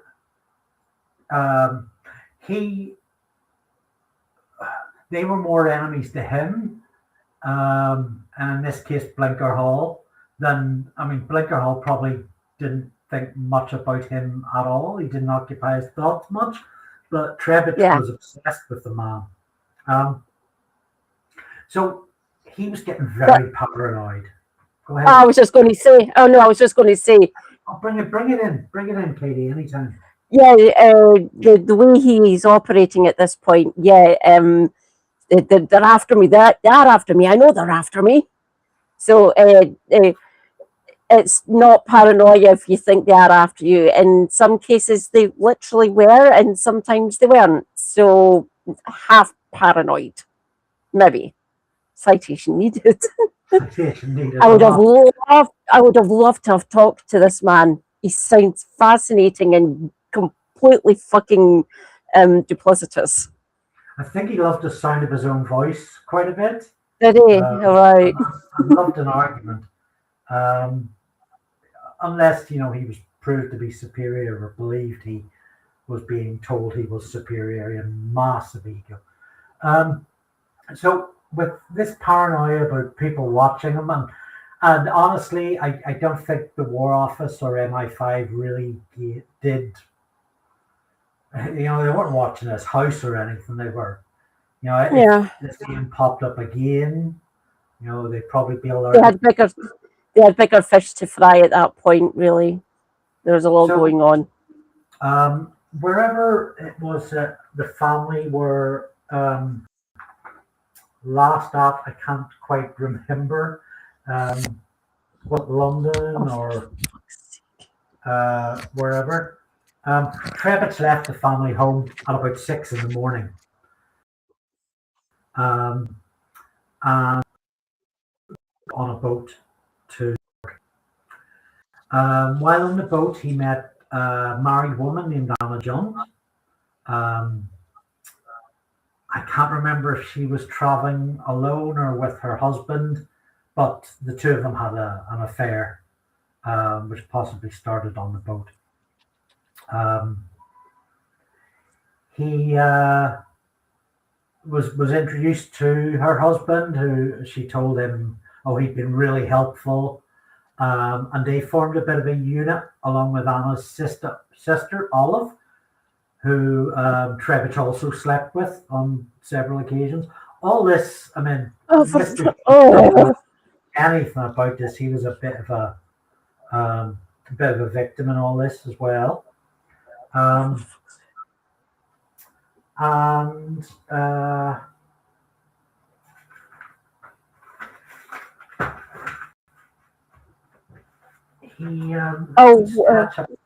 Because it's in New York where things start to get even more big, visible, and I just wanted to pause you for a second and let everyone know. Oh God, it's nearly finished, but I'll give it anyway.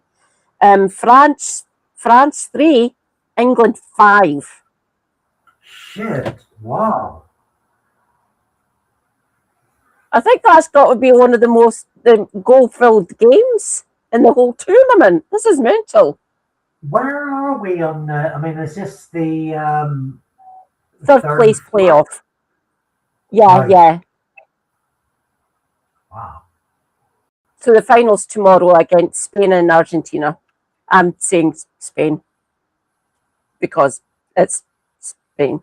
Don't get me wrong, Argentina have played fairly well. Fairly. Scheme signs, just going on the goals alone. Who's the goal scorers anyway? Give me a minute. Back in Britain, Saka. Saka's got a fucking hat-trick. Back in Britain, Captain Hall had sent instructions to all ports that criminal charges were pending and that Trebitch should be blocked from leaving the country. He had already absconded by then. He telegraphed Rotterdam, thinking he'd probably head there. So here's his telegraph. Age 36, looks older. Height 5 feet 9 inches. Stout, hair black, bald on top of head. Eyes black, ears large. Fresh complexion. Wears eyeglasses. Jewish appearance. Very excitable.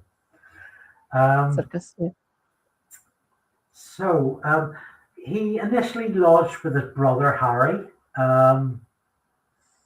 who was living in New York at the time. Harry,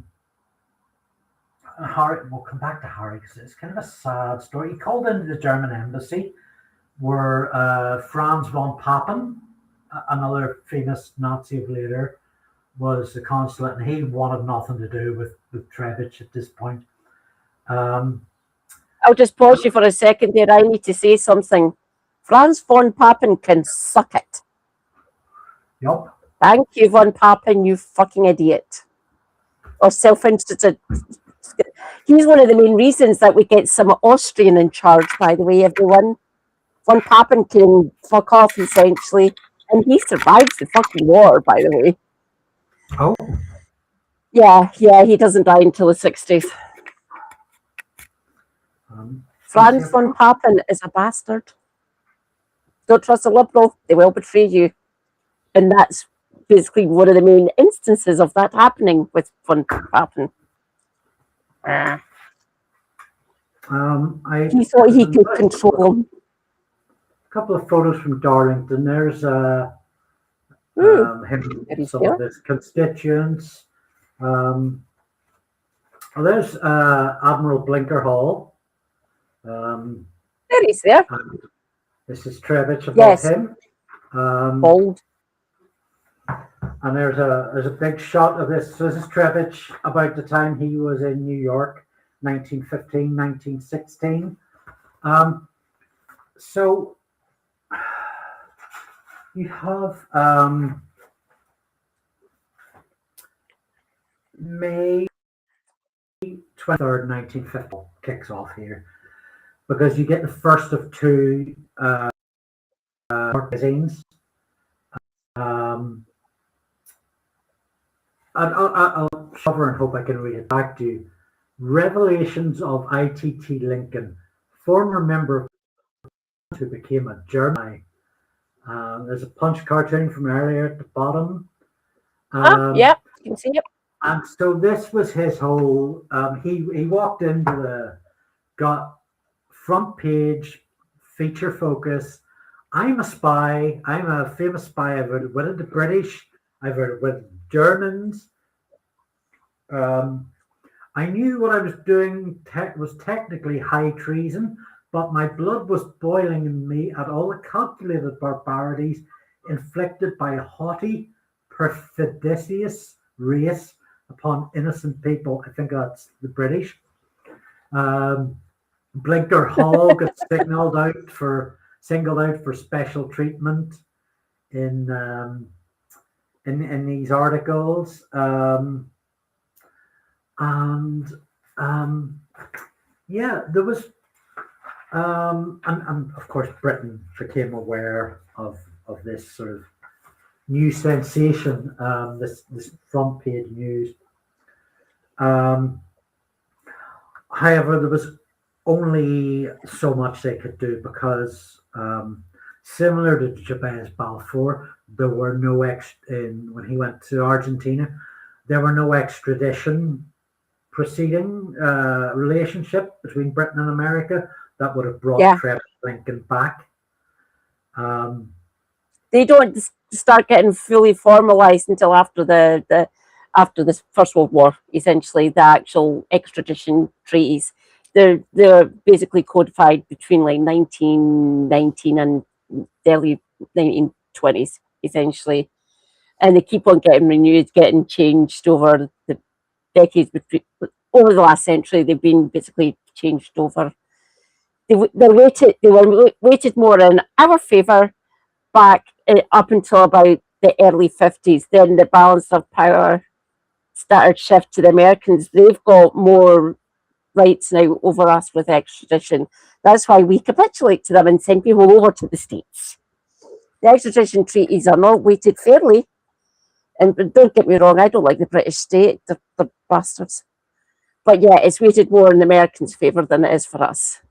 Like if we apply to get people from America now, yeah, we have to basically try someone in absentia with not all the evidence because the evidence is still sitting over in America. Make it make sense, please. Thank you. So back then we had actually more rights for trying to extract people from the States. That's changed now.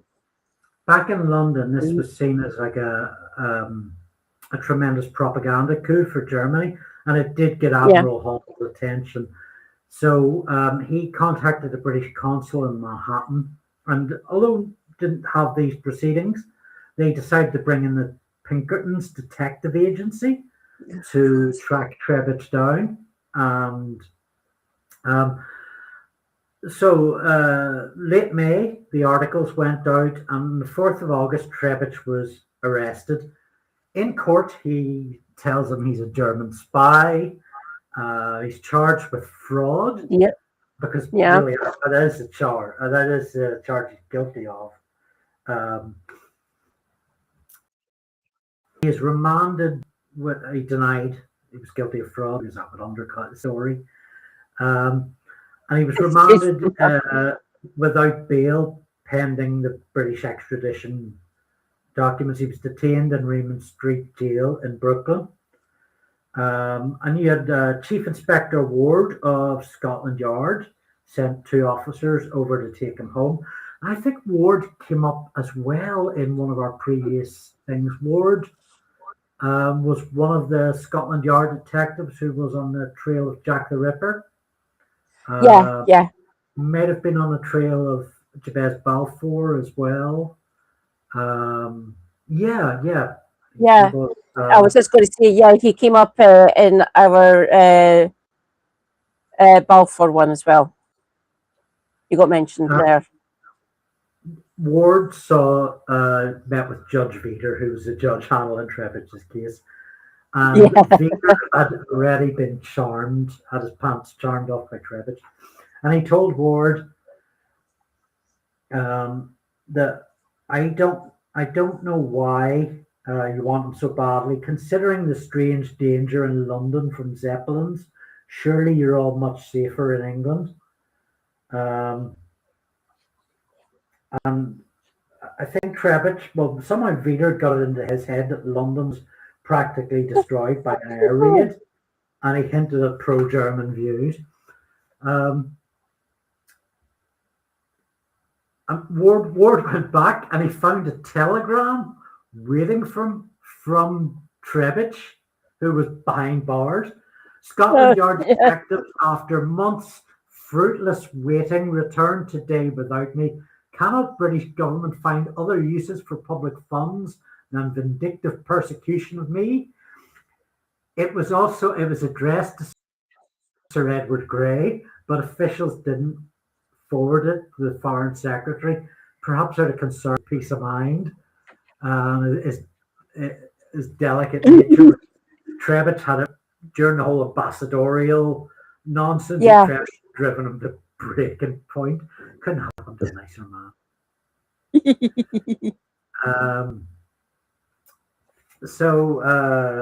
In November, Judge Chatfield is on the case. When it's back in court, he dismisses a writ of habeas corpus. Another appeal is mounted.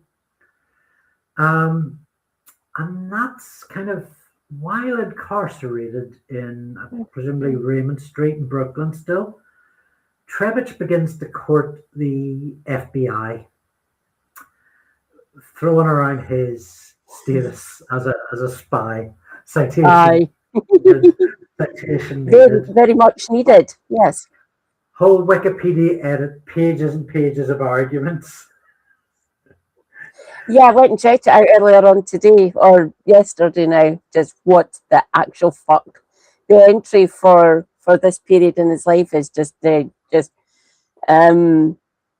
a little, like, it's obviously in blue, and you can put in citation if you have it. If you have it. Good luck trying to find citation for half this shit.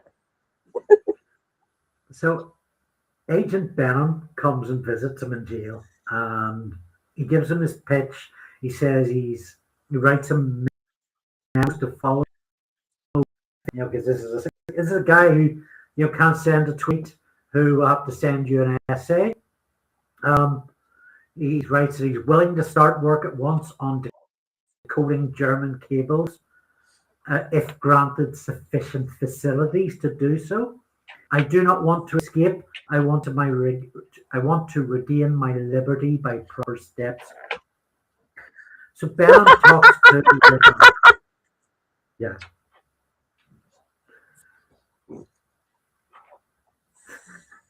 Pause for laughter. The fact that the fact that he keeps on trying to escape and evade justice. Yeah. You want to go and defend yourself and prove your innocence and all that. Yeah. I'm not believing you, Trebitch. Honestly, I'm not. Agent Benham gets on to the naval attaché in Washington, and he's interested, but he promises to send. So he cables London to double check. The Admiralty, I guess this is Hall, gets back to him a few days later that his offer should be promptly and firmly declined, with a few blinks for good measure. Irregardless, Trebitch is still pitching the FBI. There is a confirmation code, a code within a code. He should have it within a day or two. And so by mid-December, he's kind of worn the FBI down, and they've got him on a day release to work at the Federal Building in Brooklyn. And they're also extending to him some nights out at a restaurant where he's accompanied by federal agents. And who should show up along with these various federal agents? One of them, Deputy Marshal George Proctor, Annie Junt from the affairs on the boat,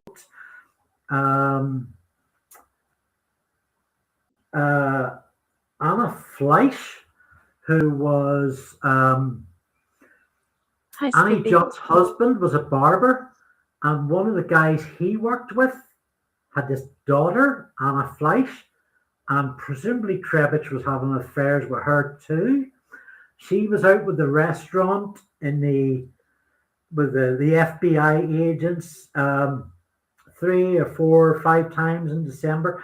At one point, Judge Vader from the initial court case arrived at the Clarendon Hotel in Brooklyn and was astonished to see Trebitch Lincoln with a party, including women, having a very gay old time.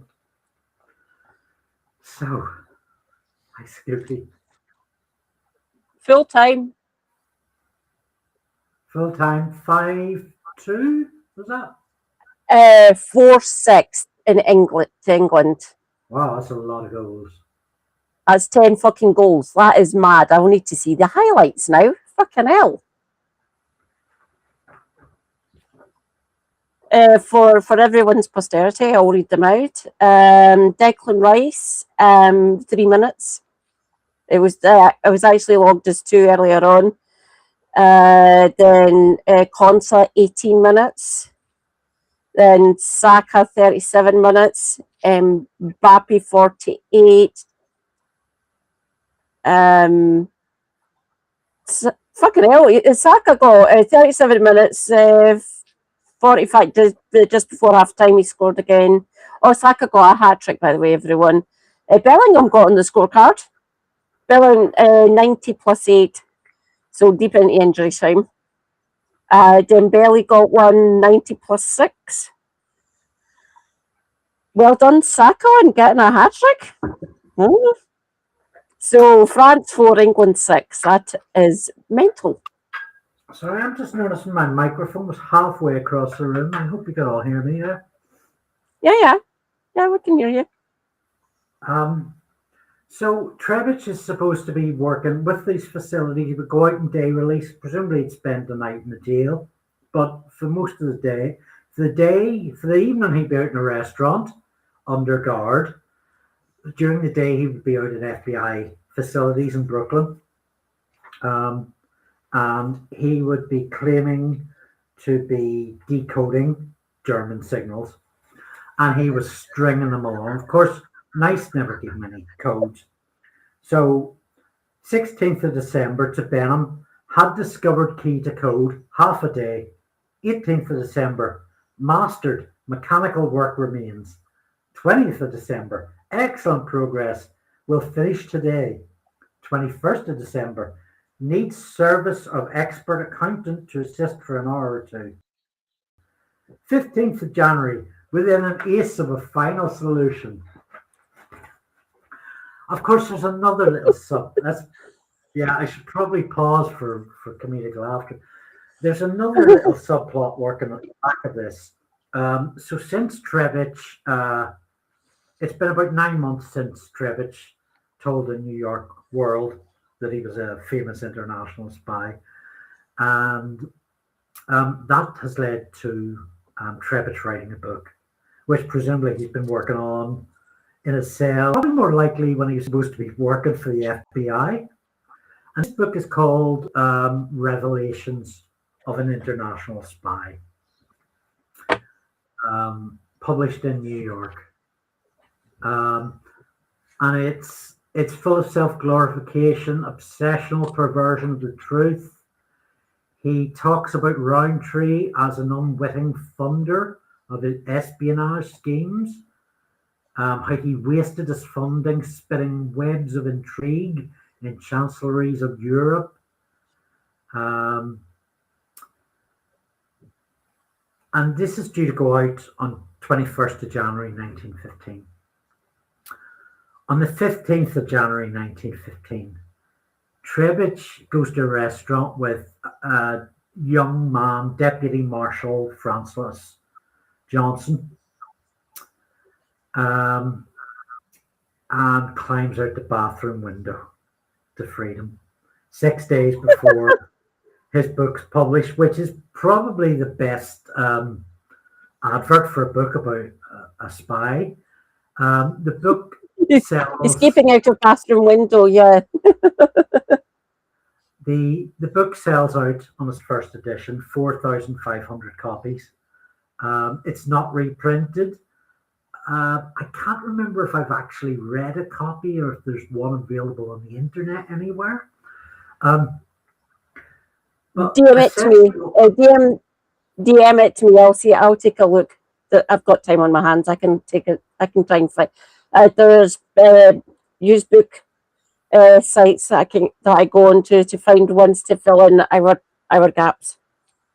Might find it there. There's a few of Trebitch's writings available online, books, pamphlets he put out. And we'll probably talk about them some more about the next episode. That one you've broke. What's it? Is that Wasserstein? The Secret Lives of Trebitsch Lincoln by Wasserstein. Yeah, it's brilliant. Should be able to get that on Amazon. Yeah, it's widely printed, and as I said, it's a definitive work on Trebitch.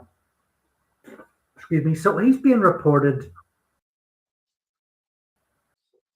all over America. This part of America he's being reported.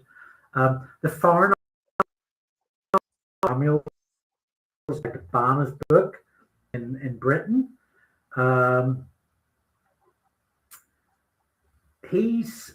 uh, and this deputy marshal, this young deputy marshal who Trebitch escaped under, actually holds off for 2 days before reporting it because he's frightened of what's going to happen to him.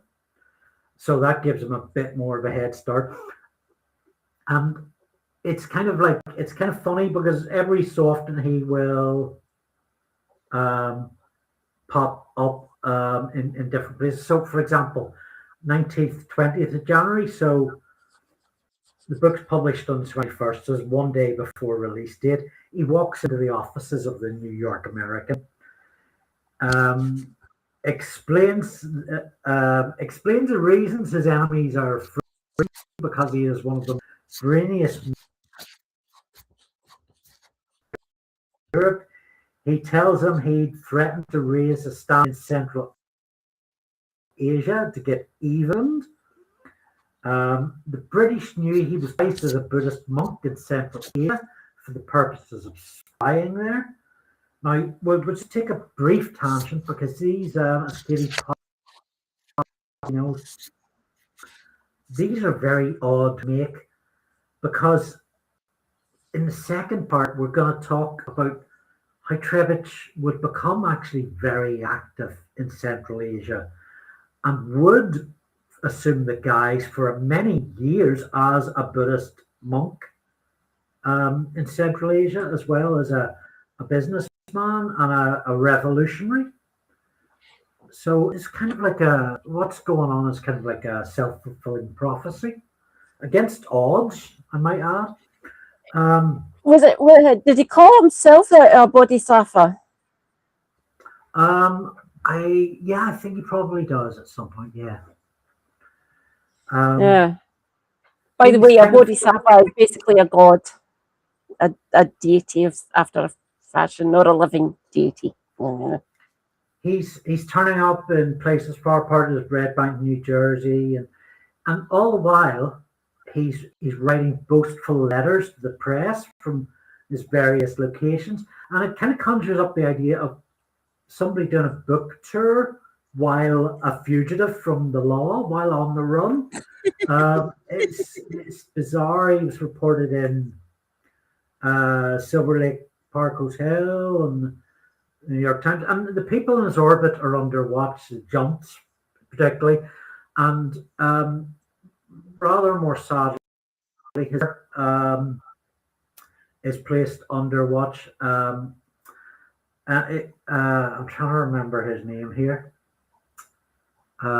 It's a really sad story. So his brother is a member of the American Army at this point. This is his brother who's living in Manhattan, who he'd been lodging with, and the FBI placed a tap on his phone. And his brother is gay, and the FBI burst in and arrest him on charges of sodomy and send him to Alcatraz. And it kind of destroys the guy's mental health. So, I mean, this is kind of a recurrent feature amongst all the comedy and the humor of this story. There's a trail of victims left in this bastard's wake. It's so sad because it's a complete not caring what he's doing.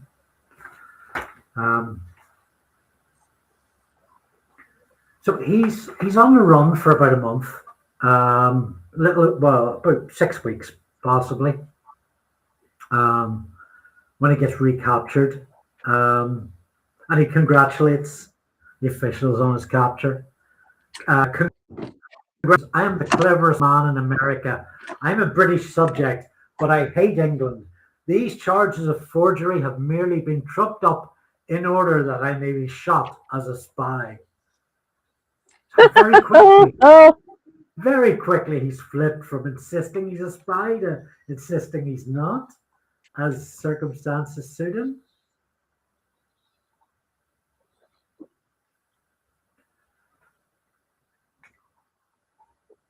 What is it? And there's another one. So he goes back into prison, right? As extradition proceedings are still getting bogged down in legal tech. And he's appealing to the Supreme Court. in prison, he formed relationships with the local gangsters to effect his escape. They managed to clone a key, and they almost get out. I don't know how far they got, but the consequences are telling because 2 prison guards lose their jobs over it. So it wasn't just the gangsters that were in on it, it was the guards. So, yeah. First time lucky, second time not so much. He stuck to stringing the FBI along and dining out in restaurants with girls. Mm-hmm. The Supreme Court ruled that he should return. C.I. Ward comes back, takes him back to Liverpool, and he's in court at Bow Street. Rowntree, Goldstein, and another mark named Finkelstone all appear to give evidence for it. He applies for further time for legal aid and he's refused. He insists on I think he represented himself, cross-examines Rowntree, Goldstein, and Finkelstone, demands that witnesses be called in his defense, including and for cross-examination. Do you want to throw out a name or two? Winston Churchill. Did he call our lovely Welshman as well? Yep. I think David Lloyd George. He also that was one of all the people from the War Office and Intelligence Service, Blinker Hall, Captain Kenny, another person did. That wasn't going to happen. There's a whole 2-hour tirade when he breaks into tears on various occasions. He admits forgery but explains it's a devilish lie to accuse him of treason. Per Marshall Johnson, this young boy from Brooklyn, is called over to England to give evidence. There's the third hearing. That's the third hearing on the 19th of June. On the 4th of July, he pleads not guilty for, I guess, another hearing. Another 2.5-hour speech about his espionage work this time. The judge has to tell him this is irrelevant. This is Justice Scruton, actually, who was the hanging judge, who probably popped up in other things we've talked about. The jury returns a charge of guilty without retiring. I think it's sentenced to 3 years in Parkhurst in the Isle of Wight. There's an unsubstantiated story about his early time that I'm going to repeat here. I'm going to make an exception and repeat it because I like it, and there is a slither. It's true. Can you remember what it is, Katie, relating to Irishness? He bribed guards. He tried to escape again, and oh God, I forgot. Related to a certain Irish possible cellmate. Oh my God, the Casement. Yes, apparently Casement is involved in this man's biography. I'll hand it over to you to explain who Casement is. So Sir Roger Casement, who brought the arms ashore for the Easter Rising in Dublin, he didn't bring. He tried to bring the arms ashore and was prevented in doing so. Casement was a bit of, I don't know, how do you describe Casement? He kind of embraced a lot of social causes internationally. He was a sir. Was he a member of the British Parliament? I can't recall. But he was a man of some seriousness. And they were both briefly, before Casement was shot, they were both briefly in the same prison. And I kind of, it's a rumor that they were cellmates. And I love the idea of that, or even them being next door, because it tickles my funny bone, the idea of like Trebitch going on hours long spiels about how he's been done wrong by this person, that person, and Casement just sitting in the next cell, just bored to fucking tears and so praying to be shot. Yeah, he was. He worked for the Foreign Office. Born 1st of September 1864 in Sandy Cove in County Dublin. Died in Pentonville Prison in London. Diplomat, poet, humanitarian activist, worked for the British office, the Irish nationalist and anti-imperialist. So he shares sentiments that I hold as well. He's buried in Glasnevin in Dublin. Thanks for the tip off as to the mic, Scooby. That should be much improved now.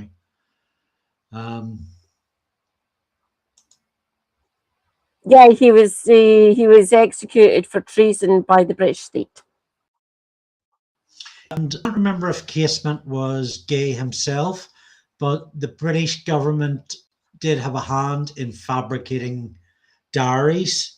It said in his little Wikipedia entry there with the ad citation, so citation needed. So you have to trust me on this one. The British state either obfuscates, hides, shields it from us, or fabricates to doing their supposed rivals or enemies or whatever you want to call us. Because I'm sure I'm an enemy of the state because I don't want this state to exist anymore. The Scottish Republican, by the way. And one of the suggested culprits of the forged Casement diaries is Monty Gregory. Yes. And that's from academia. Monty Gregory is, yeah. Thank you for educating me on that one. AC. The British state uses many different state actors and useful idiots, if you wish, to fabricate or obfuscate, hide from the populace at large and from within government itself, because there's always competing self-interests happening, because the British state is old and it's been going for fucking centuries and you can't fucking trust it. I'm not bitter, honestly. Trebitch did not like being in prison. I mean, his wife was despairing. His wife and children were in poverty. They had to reach out to the Salvation Army. Ignacz Jr. had to join the army. Trebitch was right. And we think of all the flurry of letters. This is the next step. He was a spammer, basically. I think that's the best way of describing it. He was constructing a narrative to actually escape, evade, or maybe lessen what was about to drop in his head. Always submissions.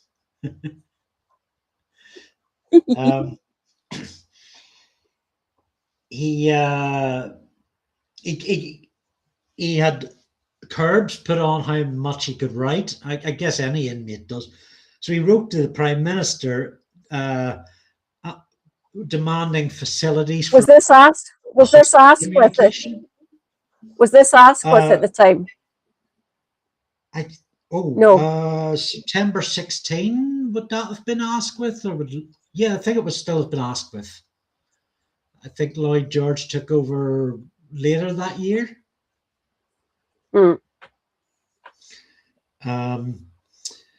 the governor of Parkhurst, where he was moved to, told him his petition privileges would be taken away, and he pretty much just had some sort of like complete breakdown in prison, where he was moved to the hospital for the last year or two.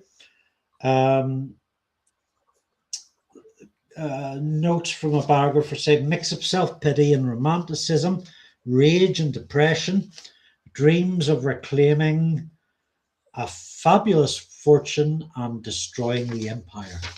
That might be Trebitch's own words. He wrote 2 autobiographies. There was one in 1932, which I have read, and I think is online somewhere. So we'll talk about that then. He's about to get out. Vernon Kell, who is another of these military intelligence figures, revokes Trebitch's certificate of naturalization. Now, this was actually very rare.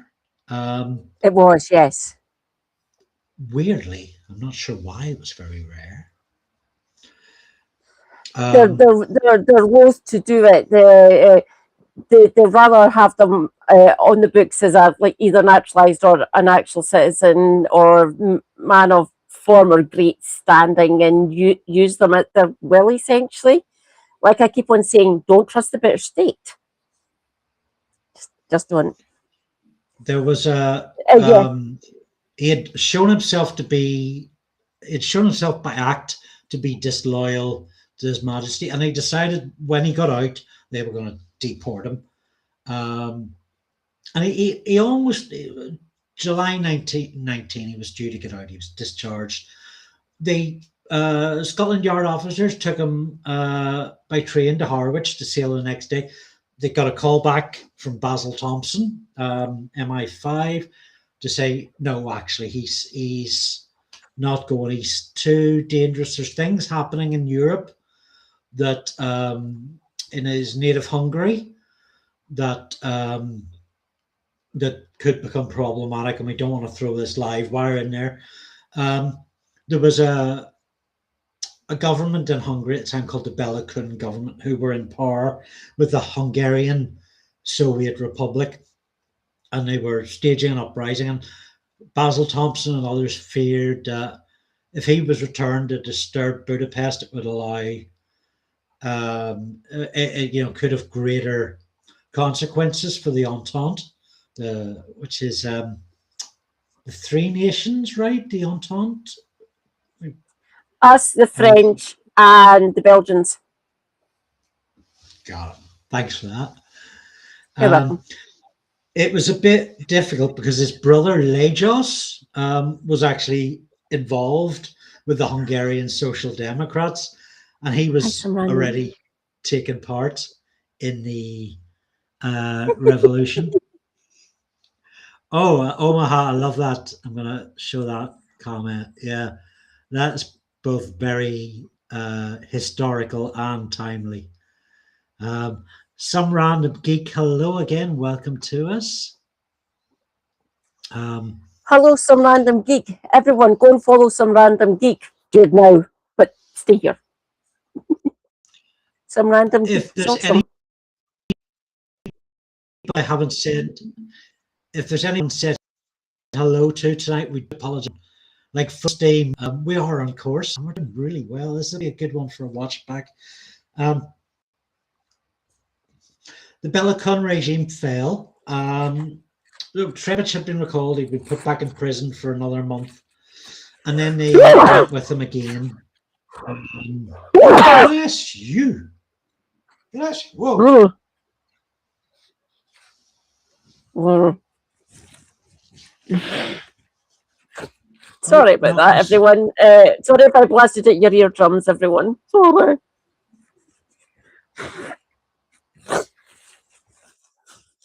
I didn't mean to. I didn't suppose you're lurking. No. I always mention it when he's. Oh no, he. No, I had their comment pinned to the board when I was meaning to pin the one that's up now. Ooh, Oh, Omaha, I love that one. Wow, someone banging on about always being wrong. If only we had a politician like that now. Yes, exactly, Omaha. so the police or whoever took him back down to the docks again, made sure he was going to be boarded onto a boat for Rotterdam, but they only walked him to the ferry terminal. They didn't walk him to the boat. So, Katie, where did he go next? Ah, We're at the last part of our journey. You know this one. oh, he ends up in Germany. Does indeed. He does indeed. And Rejoice, everyone. This bit's fun. This bit's very fun. This is a bit Katie knows best. It is, yes. He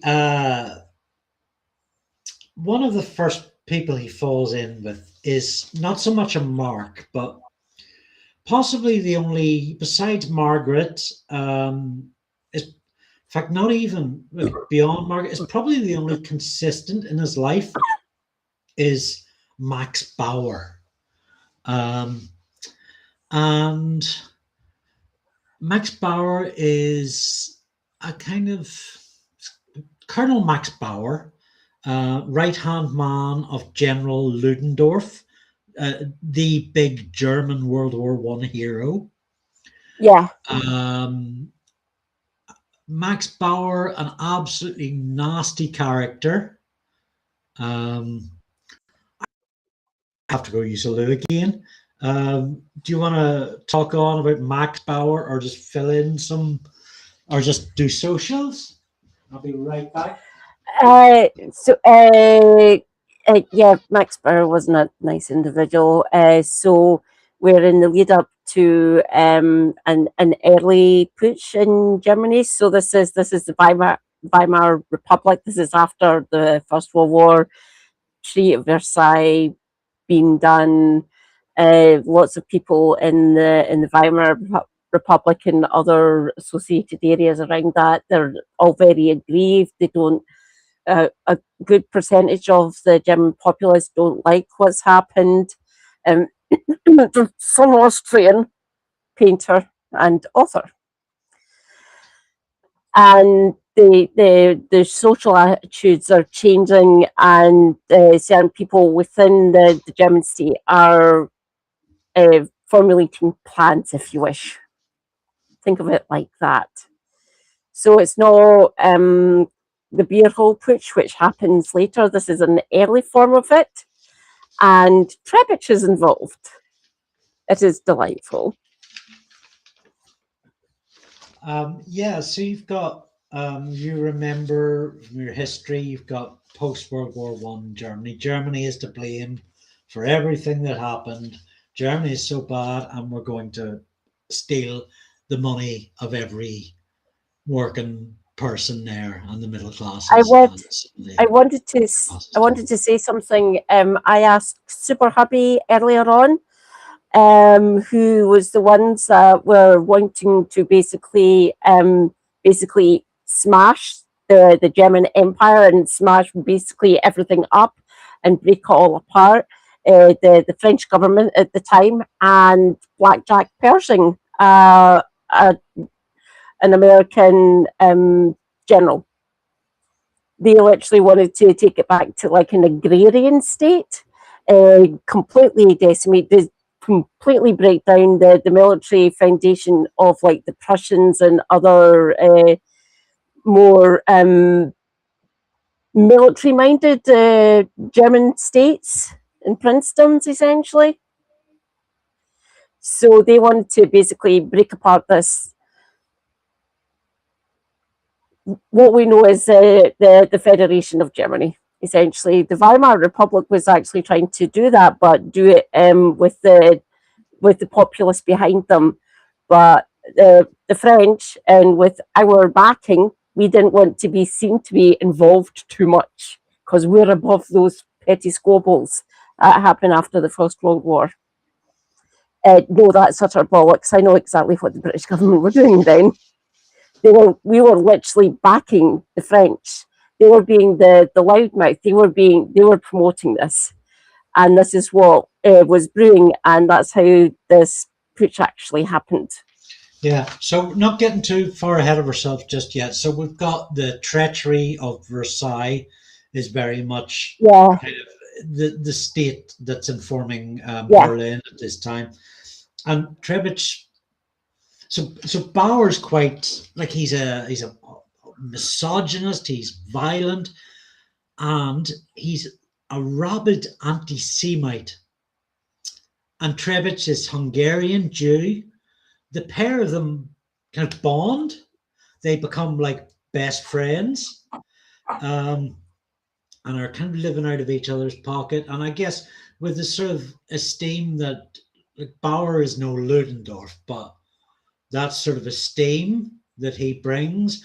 And I guess Trebitch is talking up his own associations, you know, a famous international spy angle and embezzling Roundtree as an anti-British move, that he was probably pretended to be a minister because he was spying on people, and I guess he talked all this up, and being in Bauer's orbit, Trebitch did get introduced to a lot of these very disenfranchised Germans from World War One.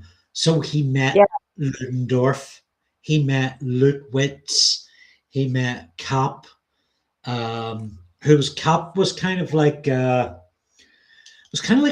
so Kapp wasn't actually heavily involved in the putsch. He was like the front man that they could use a name of to bring people around, but it was people. Ludendorff was a key figure. Bauer, Trebitch, Lutwitz, Erhard, other people around him, and Trebitch was making friends with these people mostly through Bauer, and also like a lot of sort of American journalists that were in the area. Hearst journalist Alfred G. Anderson, the German correspondent Karl von Weingand. And I think Karl von Weingand had a very famous partner, Lady Grace Hay Drummond.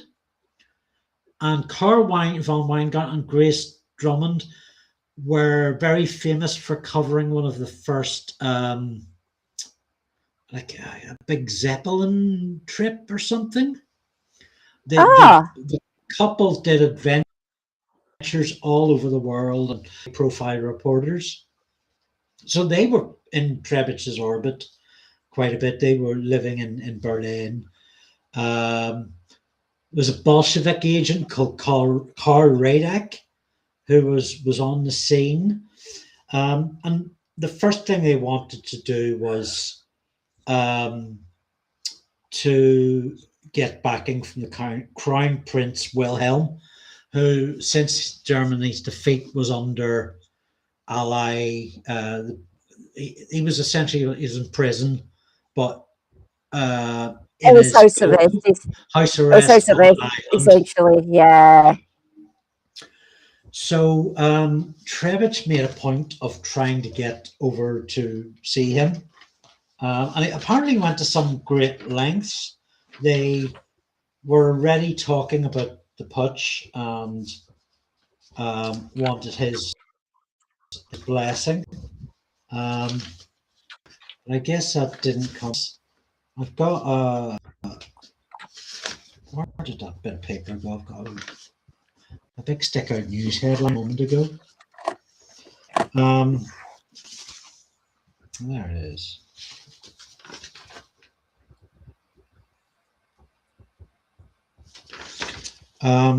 Yeah.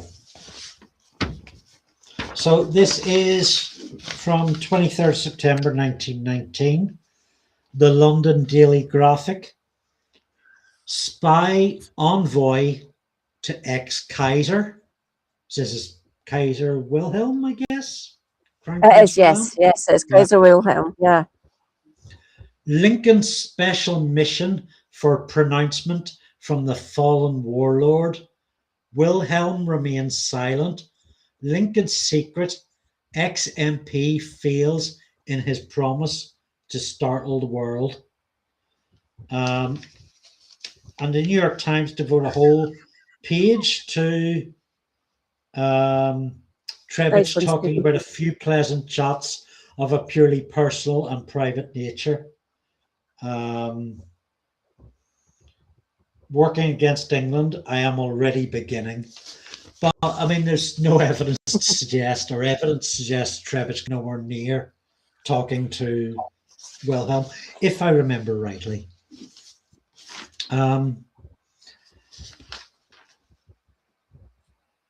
So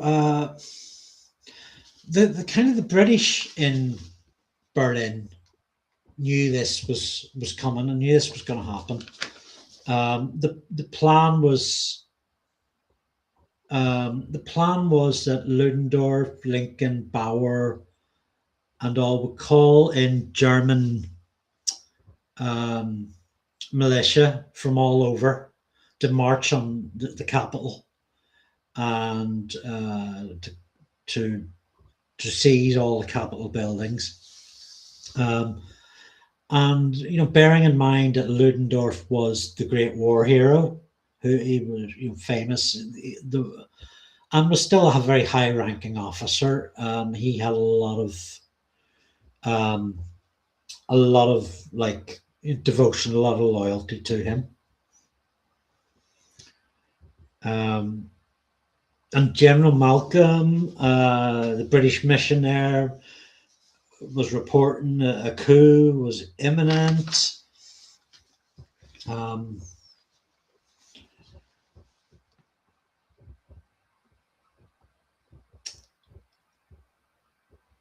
And Trebitch, Katie, are you still with us? Yeah, I'm here. Yeah, I'm just checking my phone. Checking your phone. The football's lost. We've lost the football match. No, oh no, Scotland lost ages ago. No. I got a lot of notifications came in one go. I wanted to see what they were. Oh, you can't. You don't see Jeremy Paxman checking his phone at Newsnight. Come on, standards, broadcast standards. I'm not a journalist. I don't need to stick to standards. You're learning the wrong lessons from Laura Koonsberg. I don't care what she does with her phone.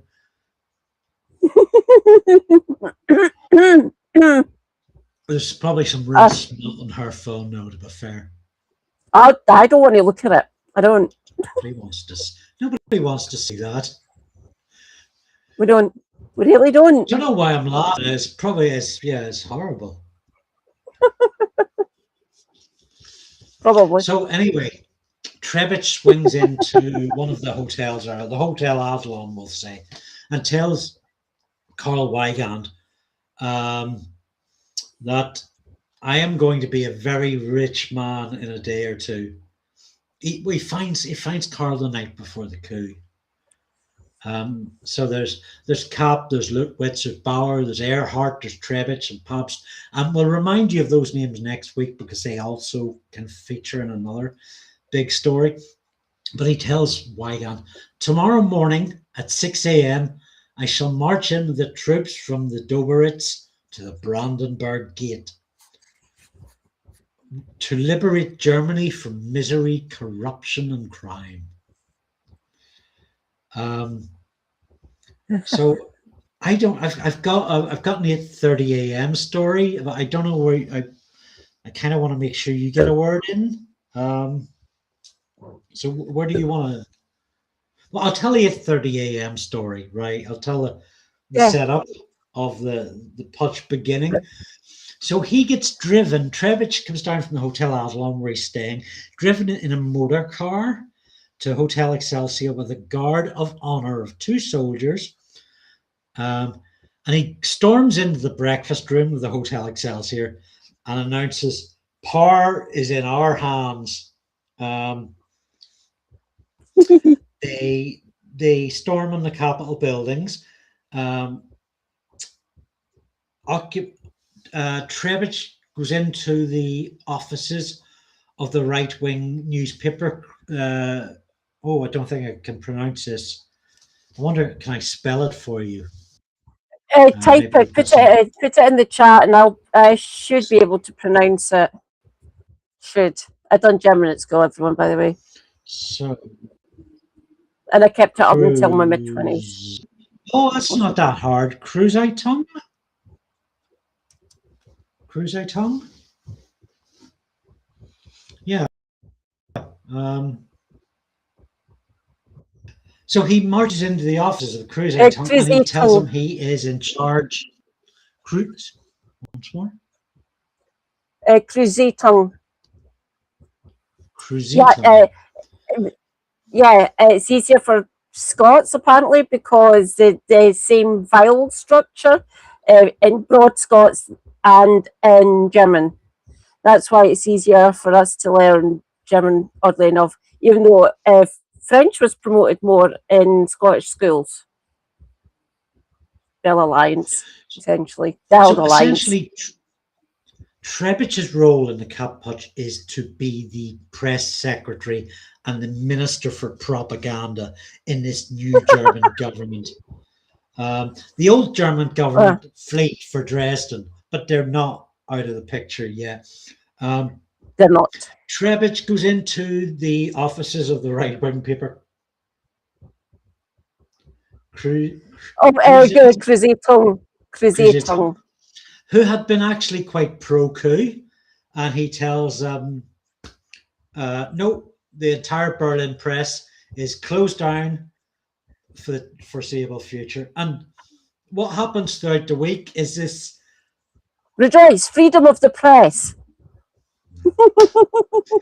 What happens during the week is that he's in constant loggerheads with this and other papers, and they're complaining. They're like, we're in favor of the coup, why? And he goes control mad. So if you think this is a Mount Pleasant sorting office all over again, he's writing over newspapers, any letters going out. He's particularly censorious with the British mail. If you think of, you've seen Good Morning Vietnam, the two press censors in that who let nothing out of Robin Williams' desk, and they're exactly, Trebitch is like 5 of them guys. He heads up the government press office. The officials are taken back. He's quite high-handed. He says, if you think this is bad, quite a lot of other things will be happening to you. Oh my God, he's power mad. He's gone bonkers. Until now, foreign propaganda has been conducted on false principles, and I am going to demonstrate how it is to be done properly. And this causes international uproar. I mean, even amongst his friends, Carl Weigand and the various press people there, they're being censored as well, and they're not happy about it. There's naughty. A report from the Daily Telegraph on the qualities of the new German government. Tact is not among them. On Trebitsch Lincoln specifically, this gentleman refuses to pass anything that does not correspond with his idea of the truth, and that his idea does not correspond with mine will be clear from the fact that he suppressed in its entirety the first telegram I handed him. So it'd be a good friend to have. So this is that was basically the British state saying you're doing propaganda while they're doing propaganda. Delightful. So it's really getting quite silly. So the Kapp Putsch lasts trying to think, is it 5 days or about that? Is it Monday to Friday I essentially? think it's 6 days. It's damn close to like a week. So it's like 5 days and about a few hours, like 12 or 13 hours or something. So I've rounded it up to like 6 days. It didn't last that long. Yeah. There's not an awful lot really happens, although there are stories there about Trebitch just making a nuisance of himself. Ludendorff is being pressured by Trebitch and Bauer to exercise more control and more authority over the rest of Germany. They do, they are in control of Berlin, make no mistake. But yes, they are. The government in Dresden, the government in exile in Dresden, calls a national strike. So with any other troops moving in to support Trebitch and Bauer in Berlin, they are getting obstructed on their way. So all of Germany is just closing down until the Kapp Putsch is removed. Kapp resigns, flees, does a runner. Meanwhile, the Daily Telegraph man marks Trebitsch Lincoln a villain. I've got 2 more quotes for you here. He has been handicapped by nature with a face in every feature of which deceit, dishonesty, and brutality are written for all who care to read. Nothing could be more typical, this is a different one, quote, nothing could be more typical of the political childishness of the Kapp gang than the fact that they chose this man to be their link of communication with the British press.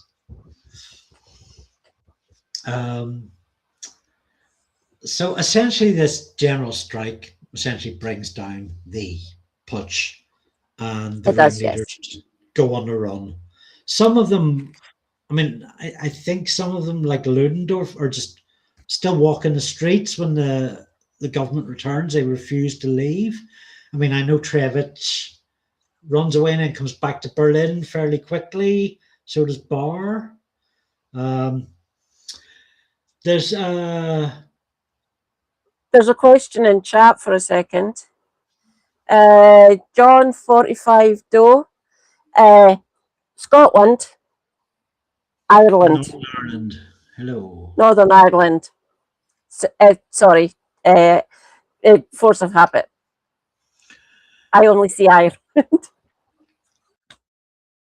I never thought about the initial dimension because Northern Irish people tend to speak really, really fast, and seeing so much to get to, I've just been doing that. So apologies if that's all right. Somebody's no, Scots do it as well. Catching everything. Only one more story to do with the Kapp Putsch, and it's quite a good one. And I suspect you know this one too, Katie. It's one of the more told ones. Remind me. Little guy, funny moustache. Oh, citation needed for this one. Yes, apparently Trebitch met some Austrian painter and author. Citation needed. I liked your earlier videos before we met, and you were going through all the sort of conspiracies that he actually met him. I like to think that they might have done, but again, citation needed. I can't remember. I do have it noted down in. I can't remember if it is. So it will be from either Wasserstein or Lamp and Cisnasi that there is some truth to the Hitler Trebitch story. Now, a lot of people have blown it out of proportion.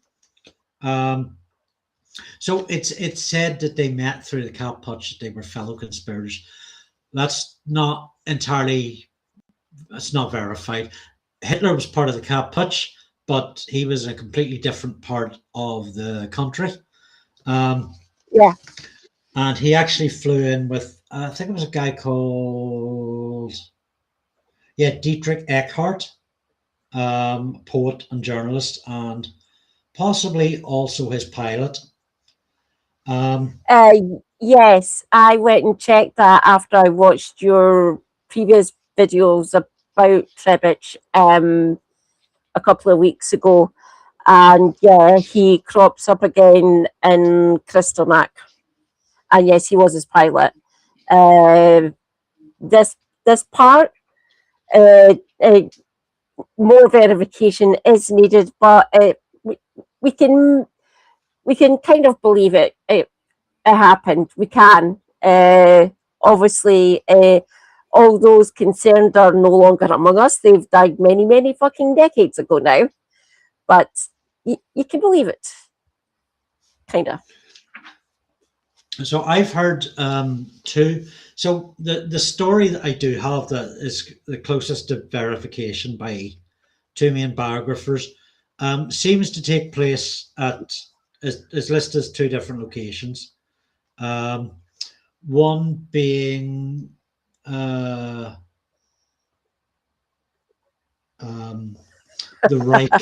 Reich Chancellery building in Berlin. The other being at the Hotel Adlon.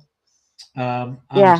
I think the Hotel Adlon one's the story best back up. I don't know if you can see this actually. This is a photo of Trebitch in Berlin.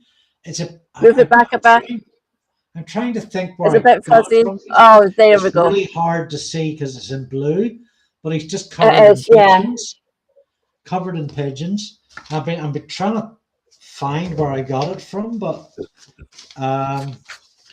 it's not here. But anyway, the Hitler story.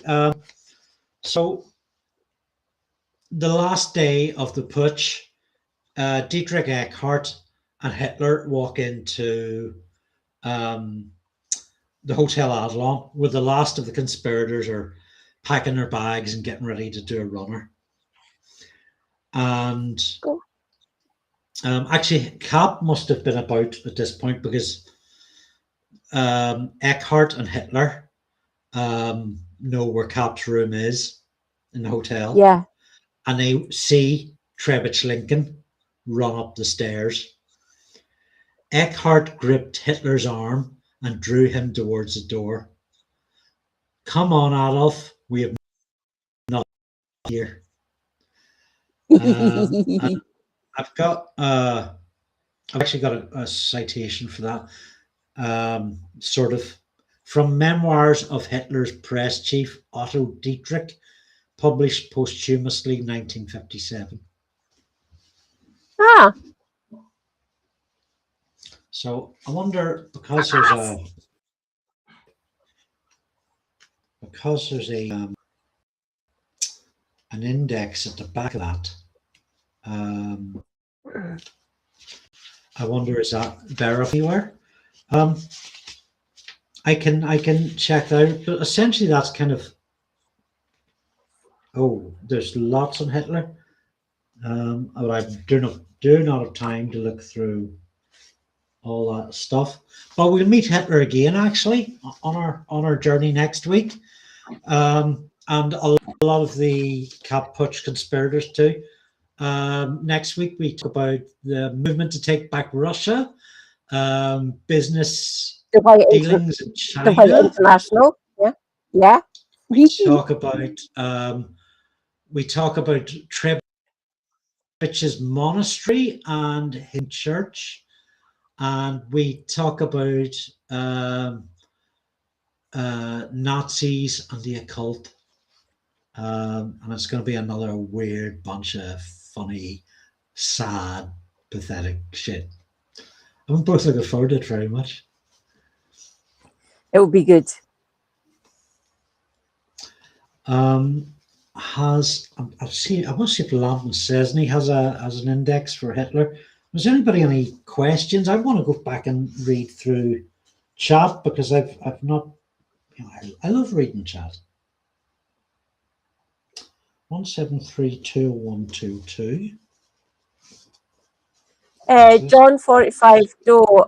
How's life over there? You guys getting arrested for tweets too? No, I'm off the health site. I don't go into it. I've got people in my community who actually go into that hell site. I don't. I ceremonially burnt it with my friend once I rescued her from New Jersey and New York. Well, she lived in New Jersey and worked in New York.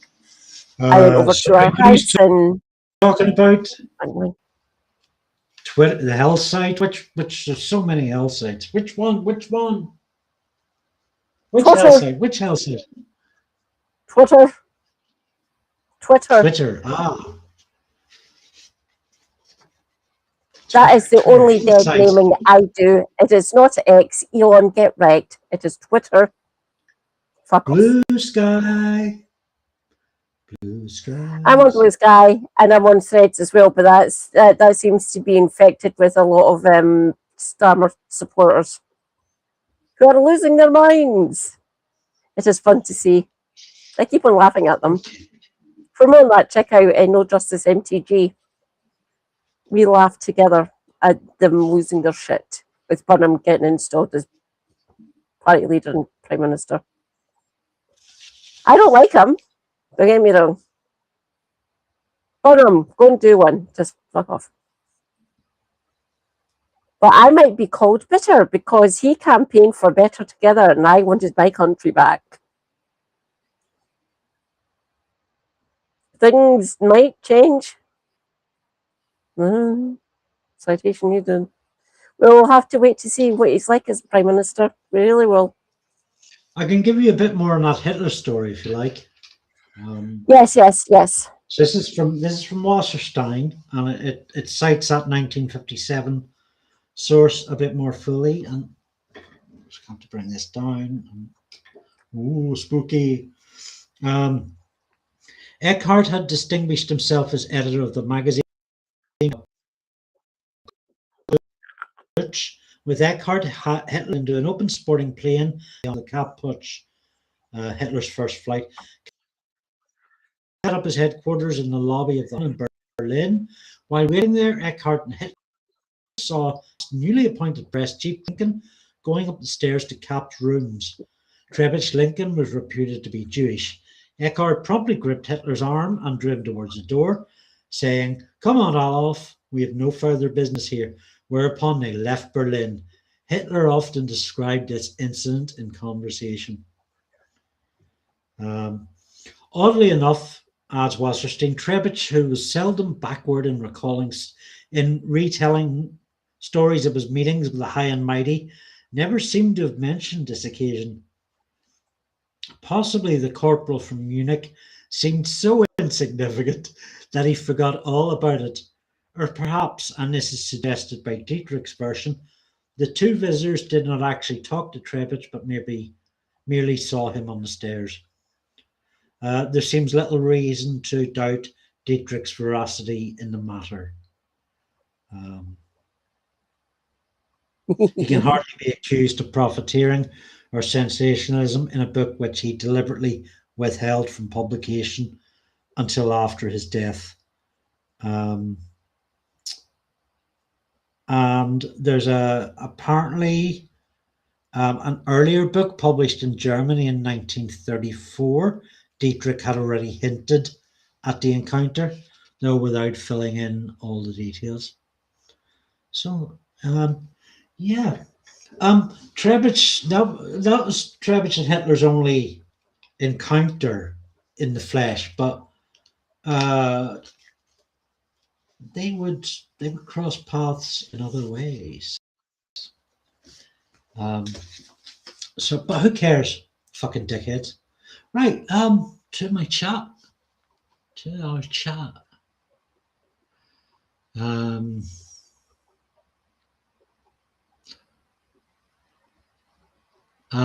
I have not been arrested for a tweet, no, but I did get blocked from a Facebook group for, no, not really a Facebook account for suggesting they were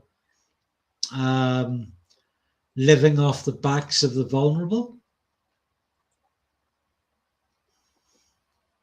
I couldn't possibly say if they... Not that it hits on anything that I talk about in my streams every time I stream. And don't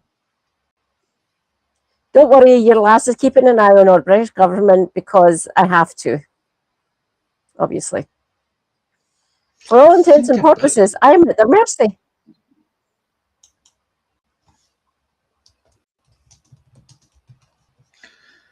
I think this is the first time in many streams I've actually managed to keep up with the chat. Probably helps having it on camera. Hang on, I'll stand up a second.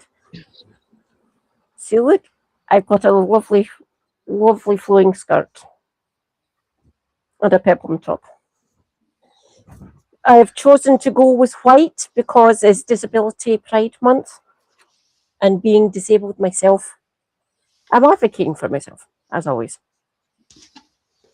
I'm wearing grey jogging bottoms with holes in them, made by gerbils, but they look like they were made by hot knives.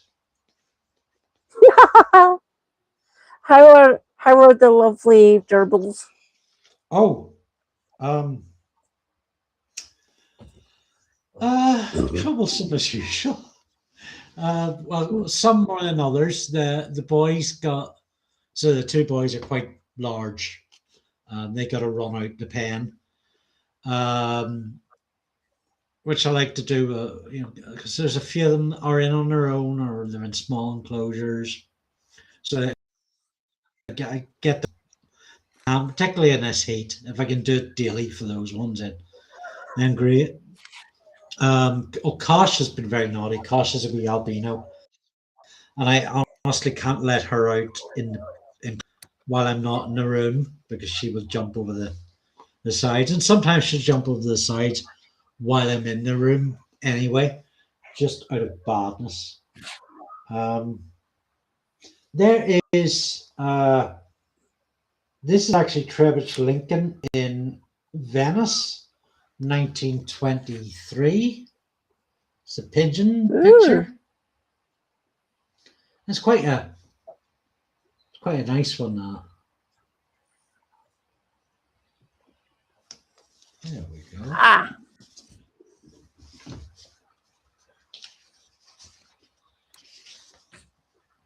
Oh no. So, yeah. I'm about all talked out on Trebitch tonight. We got through that very well. Round of applause.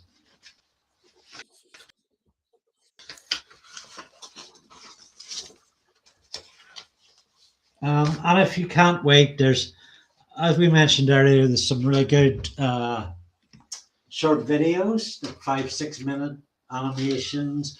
I watched one earlier, it was about 17-18 minutes, called I think it's called the Jewish Dalai Lama, which has a few inaccuracies, but only for like a complete nerd like me on this area. And a complete nerd like me as well. Yes, welcome to Trebitch Nerddom.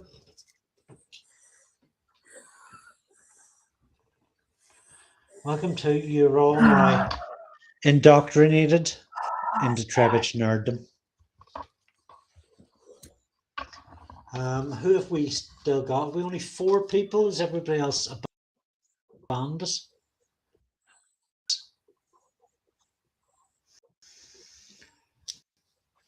Dear.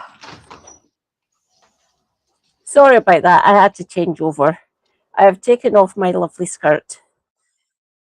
It does fit me, but the fastenings on it kind of dig in a bit. So I have changed over to my PG bottoms. Tartan. Vaguely similar to the Celtic tartan. Because obviously. And they match my hair. Stuff. I want to plug some stuff because I'm brilliant and I'm working constantly. Except this is kind of my holiday week, so it's only like constant. tomorrow morning on YouTube, tomorrow midday, I've got my final Sunday Comics piece for possibly for the year, but probably not.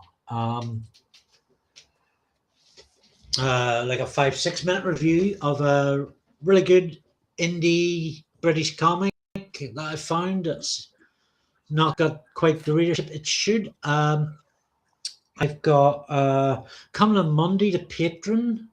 I've got a really good short story, a really funny short story. Damn, I meant to put my Ko-fi and PayPal in the links because I could really use a few quid right now. So if any of you can find that, I would like to. My Patreon is always good, but you won't pay anything until the first of the month, which is nice. That'll work well for you because there's like 9 years of archives in there, along with a brand new episode of I've Never Read Discworld, where my co-host and I discuss A Hatful of Sky, reading it for the first time. Yeah, coming up, some more stuff coming up next couple of months. Things are beginning to fall into plan there, so that's nice. How about you, Katie? Are you streaming much this week? Yes, I will be streaming tomorrow and Monday. Well, technically today. Award-winning Kerbalism. I'm loath to fuck it. Give me a minute. I'm going to punish myself. Award-winning Kerbalism. Oh no. Okay, this is a regular feature. Regulars will know about this time of night, or maybe when I'm in the middle of my flow state and presenting beautifully, Katie decides to sabotage the stream for you, me, all of us, by looking in to see who will be the guests on tomorrow morning's Laura Koonsberg show. And usually they are, popularly known politicians like Satan, like Ted Bundy, like Myra Hindley usually appears on there, Donald Trump. Yeah, so those fun sort of figures. So Katie, destroy our evening for us. Who's on Koonsberg tomorrow?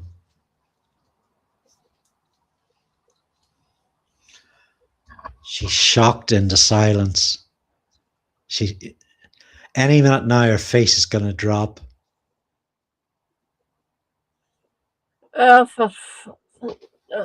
You suck, Twitter. Go away. This should be a sound clip, really. Just Katie going, oh, for fuck's sake. Oh, no, God, no, just... why are you doing this to me? Okay, I can't see Andy at the minute, so we've got Business Secretary Peter Kyle. Just end me. Shadow Chancellor Mel Stride, again, just fucking end me. And former Cabinet Secretary Lord Simon Case, who had to step down due to the Lord Yum Yum. And the panel's got Jess Phillips, MP for Birmingham Yardley. For more than that, just ask Kev. Toby Perkins, I'm not sure, and Luke Charters is a journalist and former politician. Life and death, O Lord, abide with me. That's a traditional funeral hymn, isn't it? Oh, I think your mic's on the blink, Katie. This is what happens when you open another tab.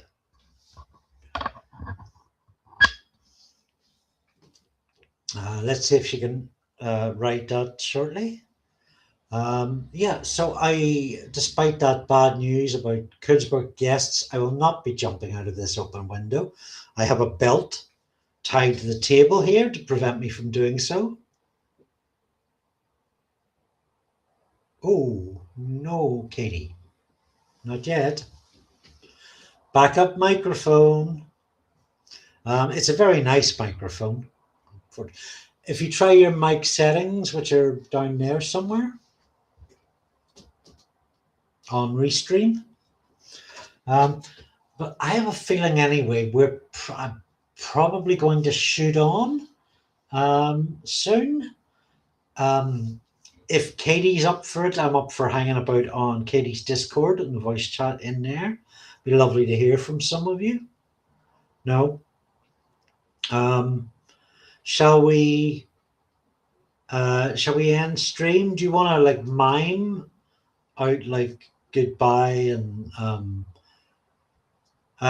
so if you had Laura Kunzberg in front of you, what finger gesture would you make to her?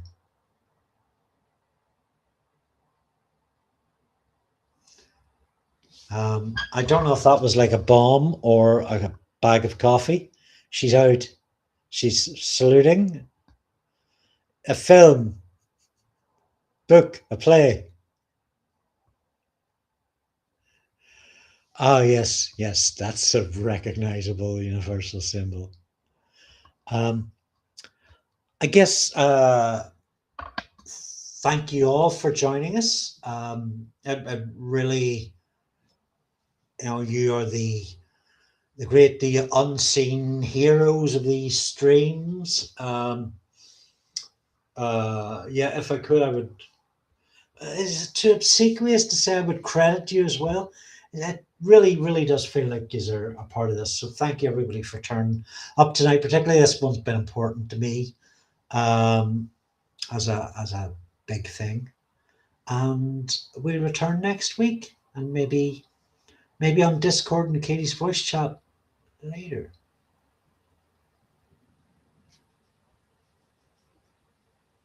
Say good night to Katie. Bye.